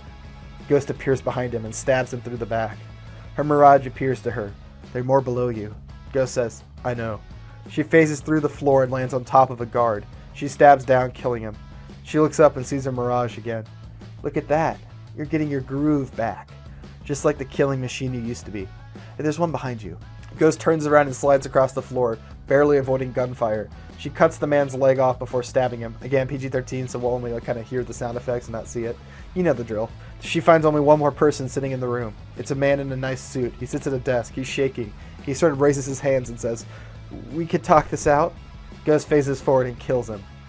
She makes her way back up the stairs, and we see her set the kids free. She tells them to wait here until she comes back. I'm going to kind of breeze over this, but assume there'd be some dialogue and some scenes of Ghost being with the children, you know, kind of being a superhero, so to say. We're going to cut to U.S. Agent. He and Dallas enter the gun manufacturer. We see armed men and workers. Guns are being built at stations. Almost immediately, men spot them. U.S. Agent throws his shield, nailing a guy. It bounces off the wall and comes back to him. Two guards open fire at them. U.S. Agent ducks behind his shield and props it up so it protects both him and Dallas. Dallas pops up and shoots one of the men, and the other one has to reload. U.S. Agent runs forward and jumps up onto the railing. He hits him with his shield, sending the man flying into the wall. 5 more guards step out. U.S. Agent says, "More than I expected. I'm going to get to try my shield a lot." He runs from cover, using his shield to block bullets. He reaches one of the armed men and uppercuts him with the shield. The camera moves past him as he begins to mow through thugs. We see one of the guards turn and run back into the room. He turns on a radio. He says, "We're under assault. We need help." A crackly voice comes over the radio. The power broker knows. Help is on the way. We're going to cut back just in time to see U.S. Agent throw a man over the railing with his shield. A man with a knife slips out from the doorway behind him. Just as he's about to stab U.S. Agent, Dallas puts a bullet in him. The last guard tries to run. U.S. Agent throws his shield, nailing him in the back and sending him to the floor. His shield bounces back to him and he catches it. "This is easier than I remember it in Afghanistan." Dallas says, "You weren't a superhuman back then." U.S. Agent kind of laughs and says, "Yeah, I guess you're right." Suddenly we hear footsteps echoing in the room. A woman enters the warehouse. U.S. Agent and Dallas turn to look at her. As the woman walks, sharp bones begin to form armor around her arms. Pillars of bones form a sharpened sword in her left hand. Morrow says, I hear you've decided to mess with our operation. You're going to regret that. U.S. agent taps his earpiece. I've got Morrow. We hear Bullseye say, yeah, I think I've got Crossfire. We're going to cut back to him and see him in the grocery store. There's gunfire riddling the walls around him, and he's pinned in behind a shelf. Speed Demon clicks in and says, perfect, I'll take the power broker. You guys just hold off the big hitters. U.S. agent says, yeah, working on that now. He walks up to meet Morrow. Says, don't suppose you're willing to surrender. Morrow shakes her head. She says, I don't suppose you're willing to surrender. U.S. agent says, no, I suppose I'm not. You know the guy you're working for is real bad news. Morrow says, he's the only one in the world who ever gave me a chance. He's a good man, and I will not betray him. Dallas says, oh well. She cocks her gun. The three enter a standoff. We see U.S. agent tightening the shield on his arm. More bone grows up Morrow's arms. U.S. agent makes the first move. He rushes Morrow and hits her with his shield. It smashes against the bone in her arm, shattering a few pieces of it off. Morrow counters by trying to stab U.S. agent with her bone sword. He catches the blade with his shield, snapping it in two. Morrow bounces back and regrows the sword. In her other hand, a shield of bone forms. U.S. agent says, great. Ghost, Zemo, I may need you for this one. We see Ghost is in the middle of stealing a motorcycle. She says, I'm on the way. Gallus says, Zemo. We didn't hear a reply. Do you read us, Zemo? We're going to cut to an earpiece on the table. We hear the calls for Zemo coming through it. We're going to cut to the Power Broker's tower. We see Speed Demon and Songbird approach the tower. The streets are bathed in different colors of neon. Speed Demon says, just stay behind me and don't say anything. They enter the tower. The security guard stops them and says, Power Broker says no one's allowed up. Speed Demon says, he called for me. Security guard says, no, he didn't. Speed Demon kind of shrugs and says, well, I tried it nice. The security guard says, what? Speed Demon flies forward, punching him in the face. It sends him sprawling to the floor. Songbird notices and forms a fist from light and punches the second guard. Speed Demon bends over and picks up the guard's security badge. He uses it to open an elevator. They enter the elevator. He clicks a button and then scans the card again. He says, this will get us pretty close. We're going to have to climb a few floors on foot. We're going to get her. Songbird says, I hope so. By the way, your sister is cute. She seems like a good kid. Speed Demon says, yeah, I know. That's one of the reasons I wanted to stop the Power Broker. I want this place to be a city where they can be safe. Songbird says, honestly, I'm a bit jealous. And Speed Demon asks, why? And Songbird says, well, I never had a family. I was one of those foster kids who never gets adopted, you know. I was a real delinquent, and most parents were really looking for one of those. Speed Demon says, oh, I'm sorry, that can't be easy. You seem pretty good with kids. I could tell you Kiri loved that Rose. We grew up watching superheroes on TV. She'll be talking about you for weeks. Songbird says, well, I'm glad I could make her happy. The elevator dings open. They move into a lab. We see them move past test tubes and equipment. They move by the tank holding Quicksilver's body we saw in the first act. Speed Demon stops and looks at it. Songbird notices and says, who's he? Speed Demon says, they called him Quicksilver. He was an Avenger. Died saving people from Ultron. My powers came from him. Songbird says, oh. Speed Demon says, when this is done, I'm going to have him buried. He deserves a better rest than this. I know a shortcut this way. He leads her to a room made of cement with large glass windows. Each side is a door. A few mannequins are propped in the middle of the room. Songbird says, what is this? He says, power testing room. Speed Demon goes for the door on the other side and finds it locked. He pushes against the door, but it won't budge. He speeds to the other side and finds the other door is locked too. He says, oh shit.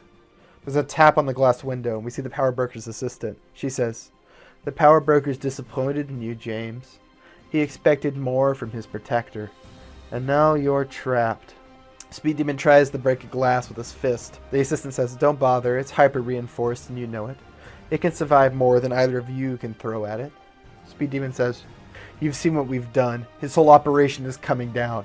There's a whole team of superheroes coming for him. The assistant kind of chuckles and says, superheroes? Oh, James, you've betrayed the Power Broker and you don't even know who you're working with. I'd ask Miss Gold here about the Screaming Mimi if I were you. Just a suggestion. The Power Broker will come to deal with you two when your friends are dead. Until then, sit tight. She leaves them in the trap and walks off. We're going to cut to Bullseye. So we're going to drop in on Bullseye in medias res. I had a sequence at one point where he sort of encounters Crossfire for the first time, but I found it was kind of funnier to just jump in on him in the middle of chaos, and I think it is funnier. So we're going to see him running through the store as bullets land all around him. A fire is growing inside the convenience store and is about to catch up with him. He leaps through the glass window of the grocery store and rolls onto the street. A bullet hits him in his shoulder. He gets knocked down, winces, and gets back up. Blood leaks from his shoulder. We see Crossfire walk into view. He's in his comic book outfit and is holding a rifle. Bullseye says, "Nice onesie," as he groans in pain. Crossfire says, "It's a uniform." Bullseye says, "Whatever, man. I'm gonna kill you now." Crossfire says, "I looked you up, Poindexter. You have quite the record. I'm excited for this. It's been a while since I fought another marksman of such skill. Let me tell you, it kept me from just sniping you." Bullseye says, "No, I don't think you're on my level." He throws a knife and Crossfire blocks it away with his gun barrel. Crossfire unloads more bullets at Bullseye. Bullseye dives behind a building, barely dodging the bullets. We see Crossfire reloading as he follows cautiously. He turns the corner and finds nothing but a dumpster. You can see a trail of blood leading right to it. Crossfire smiles. He says, "Hiding in a dumpster. I thought you were better than this, eh, Poindexter?" He opens fire on the dumpster, riddling it with bullets. The camera slowly pans up and reveals that Bullseye is laying flat on the roof. He jumped on top of the trash can and onto the roof. We see Crossfire examine the trash can. He sees a bit of blood on the roof of the trash can, and he realizes. He turns up just as Bullseye drops down and kicks the gun from his hand. Bullseye and Crossfire both pull out knives at the same time. They start a fight. I'm going to just kind of breeze over this because it's, a standard knife action fight.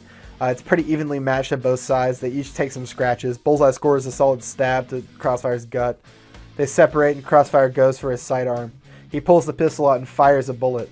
Bullseye throws his knife. The knife catches the bullet midair, sending both spiraling away. Bullseye kicks the handgun out of Crossfire's hand. He tackles the man to the ground and begins to punch him over and over again. Bullseye stands up, then kicks Crossfire one last time. He spits on him and says, "Guess I'm better." We're going to cut to Zemo and finally see what he's been up to. We see Zemo enter the Power Broker Tower. He moves past all the guards Speed Demon and Songbird beat up. We see him take a card and go up the elevator, just like Speed Demon did. We see him pass the trap. Through the glass, he can see Speed Demon and Songbird. They spot him through the glass. Songbird cries out, "Zemo, let us out!" Zemo turns and looks at them.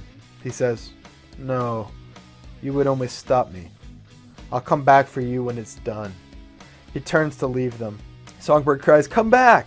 What are you doing?" She bangs on the glass, but Zemo doesn't react. He moves on.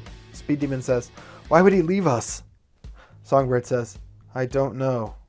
An awkward silence falls over them. Speed Demon asks the question that's been on his mind. "Who's screaming Mimi?" Songbird says, "Me." He says, "I thought you were Songbird." She says, "I lied to you." He asks her what she means, and she says, "I'm not a superhero." And he says, "What?" She says, "I lied to you. I'm a criminal, a murderer. I used to call myself the Screaming Mimi." Speed Demon says, "But you've been trying to take down the Power Broker. You've been saving people. How could you be a criminal?" She says, "We work for the government. They let us out of prison in exchange for helping capture the Power Broker and steal his research." Speed Demon shakes her shoulders. "You can't do that. His power is in the hand of the U.S. government would be just as bad, if not worse. Even more people would suffer. Just do the right thing. Just don't." Songbird says, "I like it, being a superhero. But we have orders." Speed Demon says, "So don't listen to them. Just take him down and destroy his tech.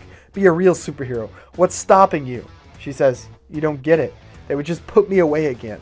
Being a superhero is my chance at redemption. I can't lose it like that." Speed Demon says, "That's not how it works." Songbird says, "I killed innocent people. 5 of them, with just my voice. All the people around me just died. Even a kid. Could you imagine? When they came to me and told me they wanted me to pretend to be a superhero, I was excited. I thought maybe if I saved enough lives, all the guilt and pain would go away. I can't lose that chance." Speed Demon says, "It never goes away. Not really." And she says, "How would you know?" And he says, "'Cause I'm like you. A murderer." He says, "I killed my own dad. Guy was a wife-beating piece of shit. One day he started hitting my mom worse than normal. Again and again, and I kept thinking he was going to stop like he always did. This time it was different. I knew he was going to kill her. So I picked up the knife that was on the counter, and I put it in his back. again and again until I was sure he wasn't going to hurt her or my little sister ever again. The thing is, I don't regret killing my father. But after that, the things I did for the power broker in exchange for my freedom, I didn't think there was any coming back from that. When I started helping people for this city where I could, I found that there's always a path to redemption. You just have to be willing to walk it no matter how long it takes. No matter how hard it is, you have to do the right thing. And Songbird says, how do you live with the guilt? He says, the only way we can. Just keep going. We might not be able to erase what we've done, but we can do good. So I say let's be superheroes, not for the government or for the power broker, but for the people who need help. He offers her a hand and she takes it. Songbird says, let's be superheroes. So I want to touch on this real fast because I set up Speed Demon on purpose to be a perfect foil to the idea of the Thunderbolts, right? He is someone who was recruited as a superhero from prison to protect the power broker. The Thunderbolts were recruited by Ross out of prison to act as a protector for the United States interest. They're very, very similar, except Speed Demon is further along in his development. He's already decided that he wants to go against the power broker, and he wants to stop her because she realizes the things she's doing for her aren't right. And I think he's a perfect foil to the idea of the Thunderbolts. Someone to make them realize that maybe there's a flaw in their thinking and that maybe they shouldn't be working for the government, but they should just be superheroes. This is the closest I could come to doing the comic book thing of sort of second guessing their purpose.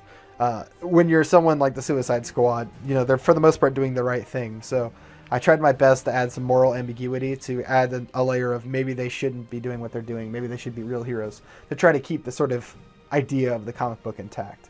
All right, I'm going to go ahead and continue the script now. Songbird takes his hand and says, let's be superheroes. Speed Demon says, in your story, you said you could scream. Do you think you could break the glass? You know, like an opera singer in a wine glass. Songbird says, I haven't used my voice since that day, but I can break it. Oh, one last tangent. I think I mentioned this earlier, but I'm not sure. Songbird's powers, I've changed them from the comic books. In the comic books, she can make hard light and scream really loudly. It's never quite explained why she can do both of these things. So for my change, it's just to simplify her powers. I'm going to say she has the ability to manipulate wavelengths of any sort. So light waves, she can change light waves into hard light, or sound waves, make them louder or quieter. So that'll change her powers in interesting ways as the story goes forward. We're going to see Songbird say break. The words leave her mouth normally, but then begin to echo louder and louder as she manipulates the sound waves. They grow louder and louder until it shatters the glass, blowing it everywhere. Speed Demon says, holy shit, that's awesome. He unplugs his ears. Songbird smiles at him. Thanks. They climb out the window towards freedom. They're going for the power broker. We're going to cut to U.S. Agent. Dallas opens fire at Mario, but the bullets just catch in the bone. Mario turns and looks towards Dallas. Her sword grows until it forms a whip made of bone. She swings it around at Dallas and catches her across the chest. Dallas is sent flying into a stack of crates. They explode when she impacts them. We see her slump against the wall. U.S. Agent says, Dallas! She doesn't reply. U.S. Agent's eyes go wide. We see a flashback to the death of Battlestar. That was in Falcon and the Winter Soldier. He died much the same way, thrown against a wall, broken. U.S. Agent says, Dallas again. She doesn't reply. Mario looks to where Dallas is lying and says, oh, is that all? In a sort of amused way. U.S. Agent turns and glares at her, then launches into a vicious attack. He hits her again and again. Her bone armor is quickly broken away. She tries to block it with her bone shield, but U.S. Agent shatters it. It sends shards into his face, cutting him, as well as her face. His face is twisted with rage and looks almost inhuman. He hits her hard, sending her to the floor. He pounces on top of her and begins to hit her again and again with the shield, until her armor is all but gone and she's barely conscious. U.S. Agent lets out a guttural scream and lifts his sword high. The shot is replicated from Falcon and the Winter Soldier right before he kills the super soldier. Just as he's about to kill her, he stops. He lets the shield fall to his side. He punches Mara in the face, knocking her unconscious. He stands up awkwardly and looks towards Dallas. She's starting to stand up. She's alive. She says, Jesus, John, you almost lost it there. He sort of regains himself and says, yeah, almost. Showing some growth for, John Walker here. He doesn't kill this guy brutally like he did the other guy, especially when they were already defeated. Ghost enters the room. She sees Maros knocked out and says, you didn't need me after all. Dallas says, it was touch and go for a bit, but John here pulled it off. He says, barely. Let's go for the power broker. We're going to cut to the power broker. He's sitting in a chair behind his desk. He holds a hand up to his mask as though he's in thought. His assistant stands next to him. The assistant is giving him information. She says, and again, this is in his native language. She says, they hit nearly all our major operations. It seems Speed Demon gave them more information than we would have wanted.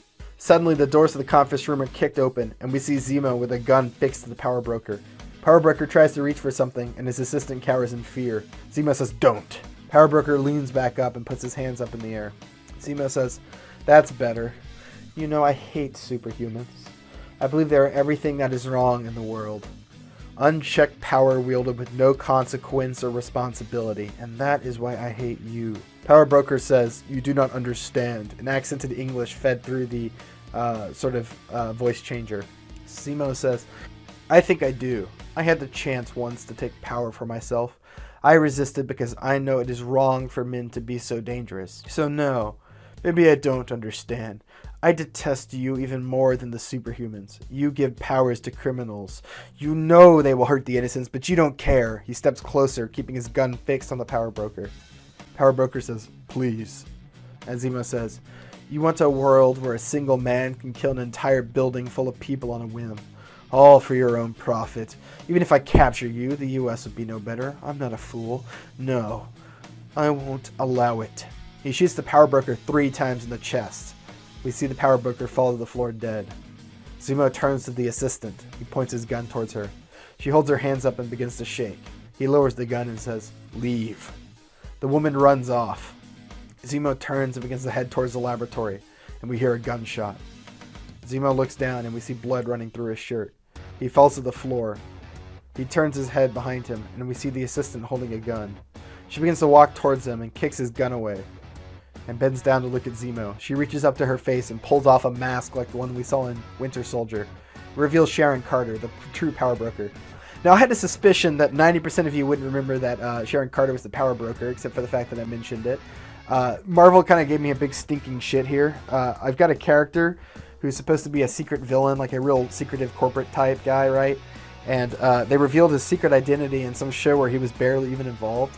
So I was like, how can I surprise people? Oh, I'll make it seem like I'm retconning it. We keep referring to the power broker. Of course, the power broker is actually the assistant that's there the whole time. The guy in the chair is a fake one, as Sharon Carter will explain here. She says, it was a good speech. Honestly, I'm surprised you didn't figure it out.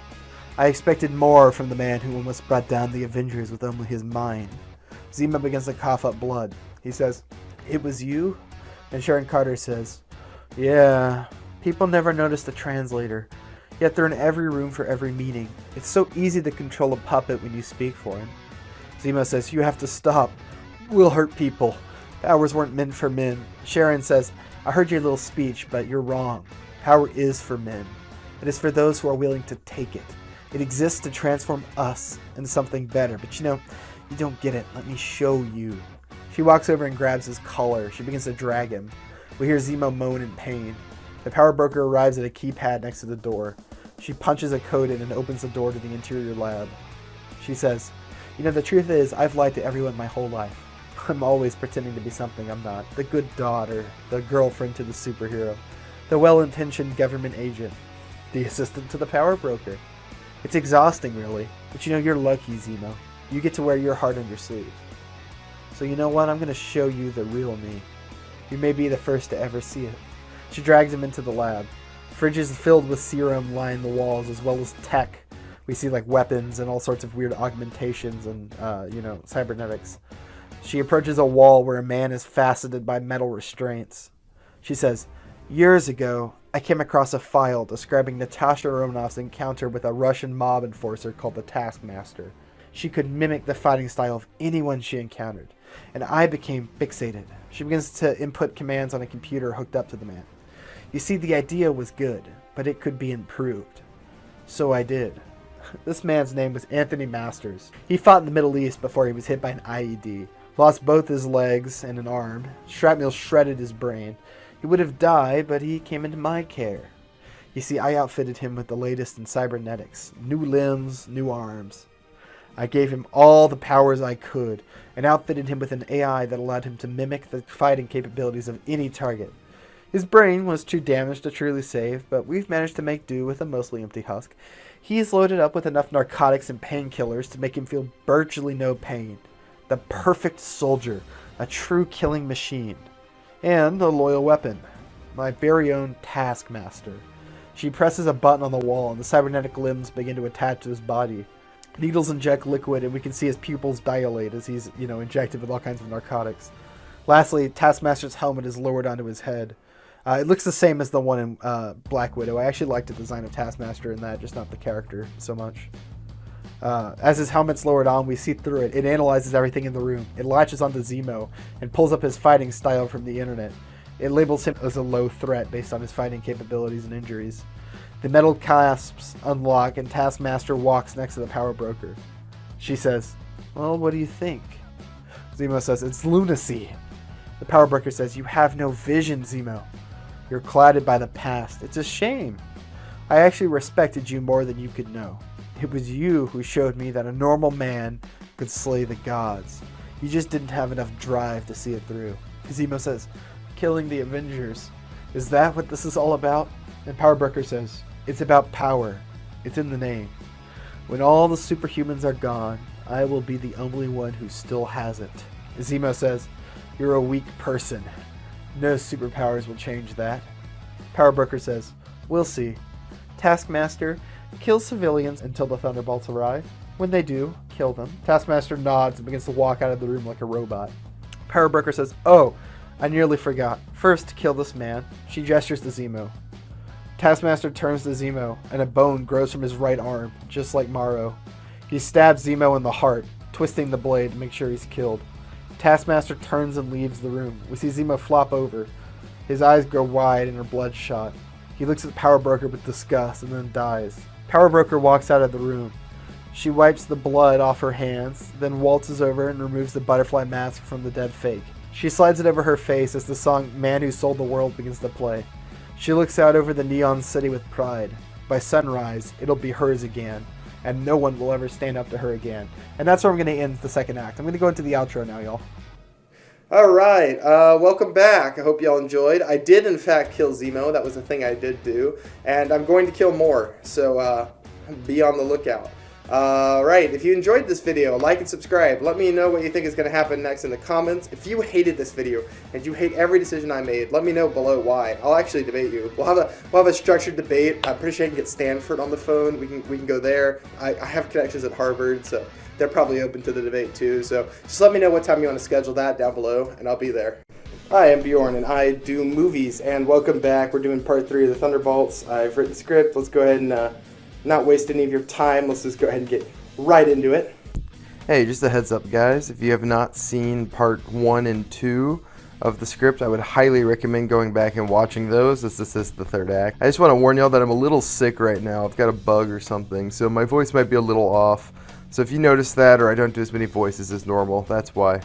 Alright, without further ado, let's go right into the script. We're going to leave right where we left off. We see Taskmaster exit the elevator at the bottom of the Power Broker's tower. He walks in a perfectly straight line for the exit. It's almost eerie how he walks. Once he's out onto the streets of Madripoor, he looks into the crowds of people walking. We see his visor analyze them one by one. As it does, a bone sword grows from his arm. And then he begins to attack people, savagely. We see him impale a woman before he breaks a man's neck. The people in the street start to panic and run away in fear. Taskmaster follows, killing people as he catches them in brutal ways. I want him to move and act almost like he's Michael Myers, very robotic, janky, and methodical, and, brutal. We're going to hear U.S. agents say, "Hey, you, stop that," as Taskmaster's about to kill a young boy. He'll drop the boy and turn. We're going to see his computer in his head analyze them. It shows text that says Thunderbolts above them, and it highlights the 4 of them.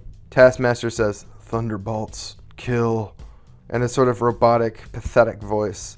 It's very weak and frail, because he's more machine than man at this point. I know it's a cliche to say.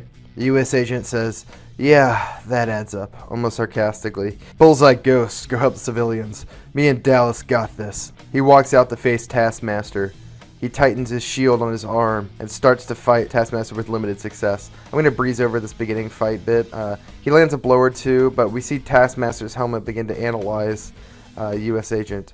He matches his fighting style to Captain America. A round metal shield extends from Taskmaster's metal right arm. He begins to mirror U.S. agent. copying every move.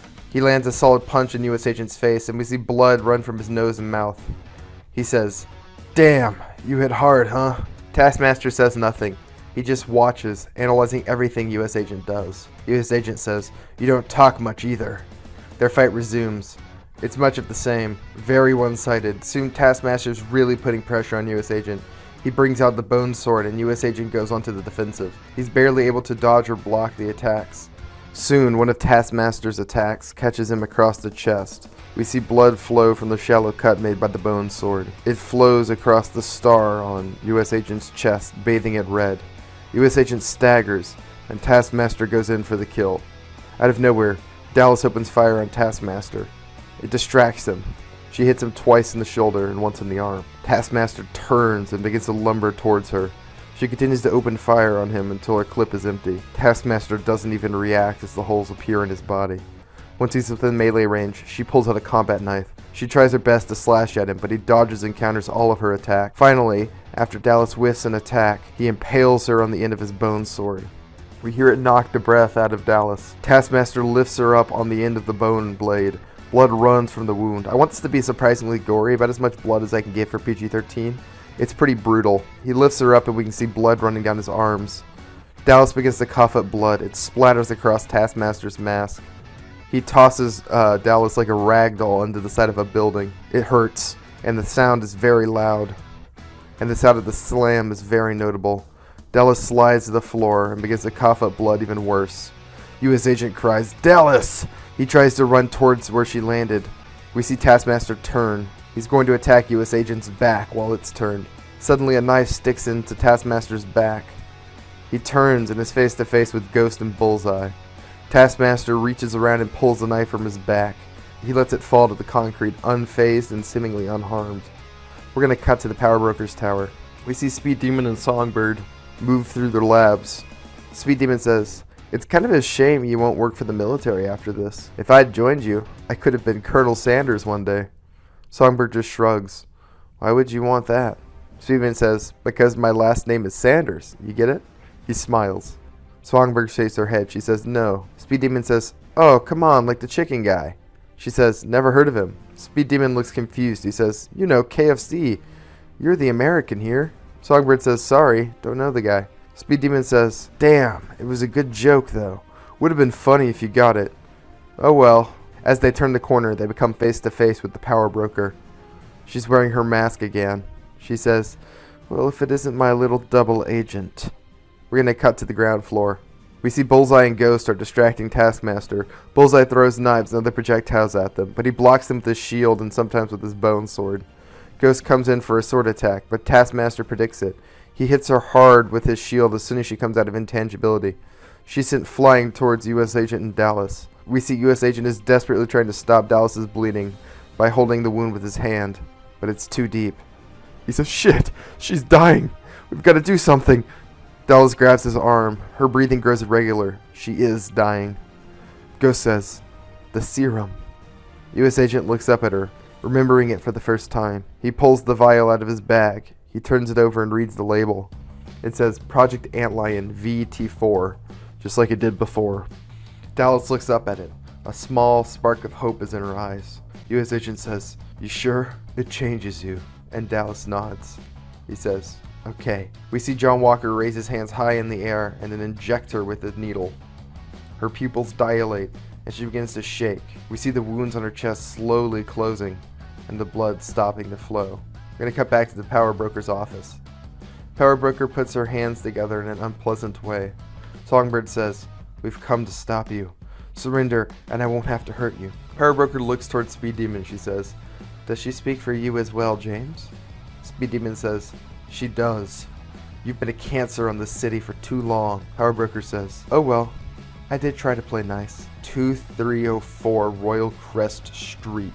Speed Demon's face goes pale white. He says, How could you know?" Power Broker says, "You think I didn't know that you moved your family to a safe house? You think I didn't know that you've been undermining my operation for months? I know everything in Madripoor." Speed Demon starts to breathe heavily. He says, No, you can't know." Power Broker says, "Oh, but I do. I had so much faith in you." You were one of my favorite creations. You were supposed to be my protector. You promised me, remember? Speed Demon says, what have you done to them? Power Broker says, nothing yet. I've known you've been betraying me for a while now. I thought I might let it play out. See if there were any other rats in the ship. You've given me some insight as to who among my followers is to be trusted. At first I found your antics quaint, but now you've pushed me too far by working with these superheroes, if you can even call them that. Speed Demon says, it's you who's gone too far. Power Broker says, you think? I don't think you've seen how far I'll go. Maybe to your family's door. Speed Demon says, I'll kill you. He runs at her and then punches her. Power Broker falls to the ground and slides against the wall. She holds up a warning hand. I wouldn't kill me. I have men outside the house. Speed Demon stops just as he's about to go in for another punch. Power Broker says, if I don't give them a call in 10 minutes, they will kill your mother immediately. Your sister's life is for me to snuff out. You may think this is just a game, but to me it's deadly serious. So here's what's going to happen. You're going to kill her. She gestures to Songbird. Or I promise you, your little sister will suffer a fate worse than anything your little mind can imagine. Songbird says, you can't listen to her. Power Broker says, I wonder, when I put my knife between little Kiri's ribs, what's her scream going to sound like? Songbird tries to reason with Speed Demon. She says, she's trying to trick you. You can't let her. Speed Demon says, you don't know the Power Broker. And the Power Broker says, he's right, you know. I didn't get to where I am by making false promises. So here's a promise. Beat her to death and your family's free. Forever. We see Speed Demon turn and look at Songbird. He's crying now. So I'd like to point out, when I originally decided to make the Power Broker, I decided to make a villain who was wholly unsympathetic. I wrote down vicious as my character trait for her, and this was really the sequence I had in mind to show how vicious she could be. And then I saw Guardians 3, and it was the first non-sympathetic, vicious villain the MCU's ever done, and they were sort of similar to mine. And I was like, shit. So, oh well, here you go. An example of great minds. I think a vicious villain is really nice every once in a while, and I think the Power Broker is pretty fucking heinous in this script. Songbird begs. She says, please don't. Speed Demon says, I'm sorry, but I don't have a choice. He looks away and then launches into a vicious attack. He flies at her at super speed and punches Songbird hard in the face. She falls back. Blood runs from her nose.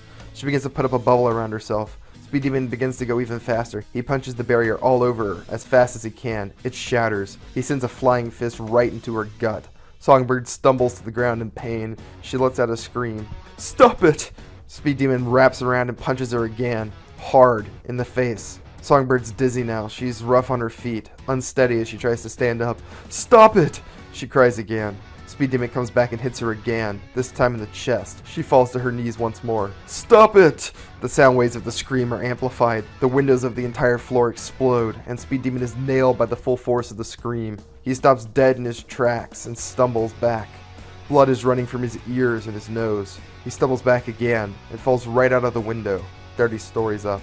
Songbird hesitates for only a moment as she stumbles to her feet before she dives after him. We follow Songbird as she falls past neon signs that litter the buildings around the tower.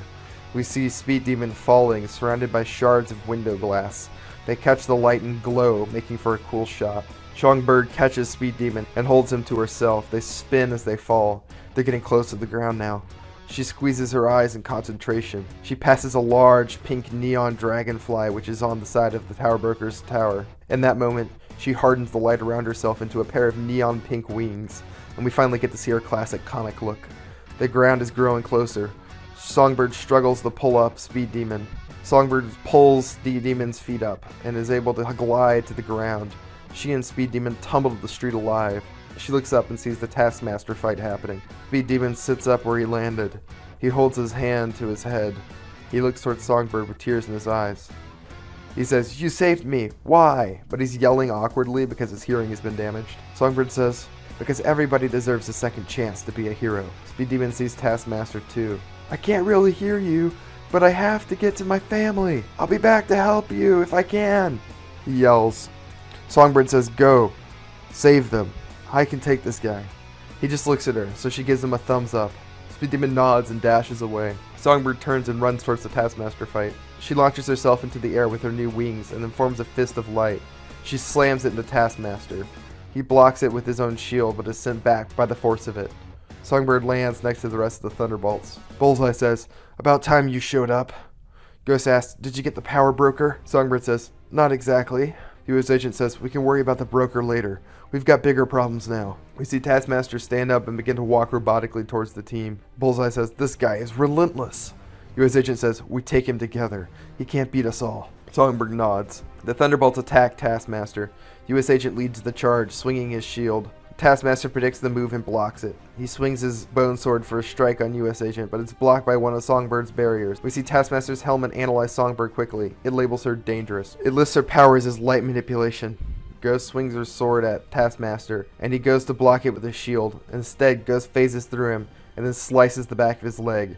Taskmaster falls to one knee. Bullseye takes the opportunity to throw knives at him. We see four stick into his chest in a line. U.S. Agent finishes the combo by slamming Taskmaster hard in the chest with his shield, forcing Bullseye's knives deeper. Taskmaster is thrown to the ground on his back as blood flows from his wounds. We're gonna cut to Speed Demon. We see him arrive at his safe house. He notices that the front door has been kicked in. It stands wide open. He could be too late. We cut inside the kitchen. Speed Demon's mother and Kiri are on their knees. Two men holding guns stand above them. Speed Demon's mother says, "Let my daughter go. She doesn't need to be a part of this." The first thug says, "Shut up." The second says, "Look at that. Only 2 more minutes. And we haven't heard from the power broker." Speed Demon's mother begins to plead again. "Please, not." Before she can finish the thought, the thug smacks her across the face with the butt of his gun. "I told you to shut up," he says. Suddenly, Speed Demon bursts into the room. He slams the second thug's head into the counter hard. It cracks the marble. Speed Demon flies into the first thug, knocking him to the ground. He hits him again and again, relentlessly, until his fists are covered in blood. He's about to kill the thug when he remembers his sister is watching. He stops and turns to look at them. His sister says, "James, you game." She hugs him tight and begins to cry. Speed Demon says, "Of course I did. I wasn't going to leave you. Never." His sister says, "It was scary. I thought they were going to hurt us." And Speed Demon says, "I won't let them hurt you. Never again." Speed Demon's mother says, "Did you get the power broker?" And Speed Demon says, "Not yet, but I'm going to. You two get out of here and hide. I'll find you. I have to go back. They need me." We're going to cut to the power broker's tower. We see the Thunderbolts looking at Taskmaster's body laying on the street. Blood pools around it. U.S. Agent says, "I think we got him." As soon as the words leave his mouth, Taskmaster sits up, again like Michael Myers.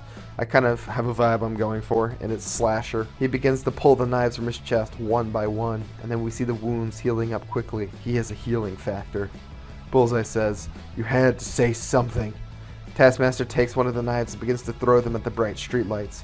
One by one they shatter, lowering the light levels in the street. Ghost looks confused. She says, "What's he doing?" And Songbird says, "He's getting rid of the light. He's trying to take away my powers. You have to stop him." Taskmaster goes to throw the fourth knife at the last streetlight. Bullseye throws his own knife, knocking the other knife from the air. The 2 knives fall to the ground and clatter. Taskmaster begins to move forward. U.S. Agent goes to fight him. They clash shields and engage in a fist fight. Taskmaster easily lands hit after hit on the U.S. Agent, just like before. Taskmaster stabs him in the gut with the bone sword and then tosses him aside. Ghost launches into an attack on him. She slices her sword towards him. Taskmaster holds up his hand and lets the sword go through his arm. His flesh catches the blade. With his other hand, he punches her so hard across the face it shatters her mask. She crumples to the ground. Taskmaster's arm quickly heals itself. Bullseye starts to throw knives. 2 stick into his chest. He catches the third out of the air, and in one fluid motion throws it back. It sinks into Bullseye, and he falls to the street, clutching his chest and moaning. Songbird turns what little light remains into a sword. She swings it towards him, but he blocks it with his shield. With his other hand, he grabs her by the neck and squeezes tight. He lifts her off the ground. She tries to scream in order to amplify the sound, but he's choking her too tight for her to even get a noise out. We see the bone sword slowly grow from his hand once more. Suddenly, Speed Demon appears. He grabs the arm Taskmaster is holding Songbird up with and knocks her free. She stumbles to the ground, gasping for air. Speed Demon continues his attack. He punches Taskmaster over and over again. We see Taskmaster's helmet begin to track Speed Demon's movements. It makes a prediction of his path. Taskmaster throws a punch and nails Speed Demon. Speed Demon goes to the floor. Taskmaster walks over slowly as Speed Demon tries to pick himself up. It's too late. Taskmaster grabs him by the throat and hoists him up by the neck, choking him. Once again, the bone sword grows from his hand. He sticks it into Speed Demon's gut, then pulls it free. He's about to go in for another stab when Songbird screams, "Do not hurt him!" The words echo from her mouth, amplified by her powers. Taskmaster takes a step back and drops Speed Demon. The glass in his visor shatters, and we can see his face for the first time. It's covered in scars and cybernetics. Without his visor, he's lost his mimicry. Songbird says, "It's the sound waves. They hurt him." Speed Demon says, "We need to make noise." US Agent says, "I can do that." He picks up a metal pipe and begins to bang it against his shield. We see amplified sound waves blast towards Taskmaster. They slam into him, but he continues to stand. More of the glass on his mask is shattered. He takes a step, then another one. The bone sword begins to grow from his arm. He's heading for Songbird. "It's not enough," she says. We see Speed Demon look around. He notices the speakers in the building for the first time. They're for playing music. Speed Demon says, "I've got an idea." He zooms off. Taskmaster is growing closer to Songbird. The sound waves she's making aren't enough to stop him. We see Bullseye sit up from the ground. He stands up and pulls a knife from his shoulder. He throws it and it sinks right into Taskmaster's legs. Taskmaster has to stop and pull the knife out to continue. US Agent is still beating on his shield with the pipe as loud as he can. We're going to cut to the radio station. We see Speed Demon zoom into the IT room for the Power Broker's tower. He finds the audio controller. He tries to turn it on, but he can't figure it out. He finds the manual and begins to flip through it at super speed. He says, "I got this." He plugs in some aux cords and then presses the power button. The system comes to life. He flips it to the radio setting, then turns up the audio as loud as it'll go. We hear the song "She's a Rainbow" by the Rolling Stones play loudly, and then see Songbird smile. She amplifies the sound waves so they completely surround Taskmaster. We see Taskmaster try to raise an arm and fail. Blood begins to flow from his eyes, nose, and ears. We see his suit automatically inject some kind of drug into his body. His pupils dilate, and he manages to take a step closer to Songbird. We see Songbird struggle to increase the intensity of her sound waves. The pink light wings appear on her back, and she floats off the ground.